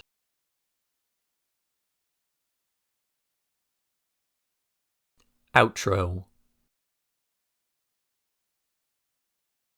For as much as Cowboy Bebop was an anime that attempted to create something wholly new, it was only able to achieve this as far as any other series might. Because all art is going to be derivative of something, the only way to make sure it's not outright plagiarism is to be conscious of this. This is to say, Shinichiro Watanabe basically just took a bunch of old movies he liked and paid homage to them. Far from this being a condemnation, however, the anime is praised for its ability to make these stories, pulled from so many facets of pop culture, and then to make them all relatable. That is to say, it's not copying the scripts and aesthetics so much as the appeal. The ending credits are the real folk blues, because that's what Cowboy Bebop is about, real folks and their blues. The characters are all down on their luck in some way, big or small, and they're trying to make something for themselves. There is a bit of sympathy for even the most heinous of villains, not for the people they are, but for the people they could have been. Even Vicious, portrayed as a blood-obsessed murderer, is compared to Spike so frequently that one can imagine things being very slightly different, resulting in the guy being no different than our story's hero. As such, it calls into question the entire label of what these characters are. If there are so many different characters and only a vague generalist label that can be attached, then how do we really distinguish them enough to judge them? The answer is that we really don't.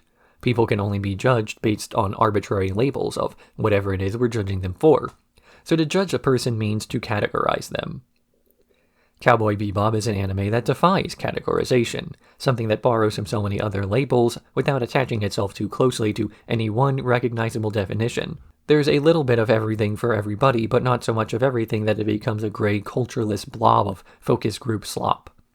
The anime is just as likely to offend as it is to excite and entertain, though, based on its reception, not in equal parts. These days, Cowboy Bebop is viewed in the West as one of the masterpieces of anime, one of those members of the pantheon where, when a person says they love anime, you assume they've already seen it. Its cultural reach still persists within the community today, and almost anyone will recognize any member of the Bebop crew at a con or so on.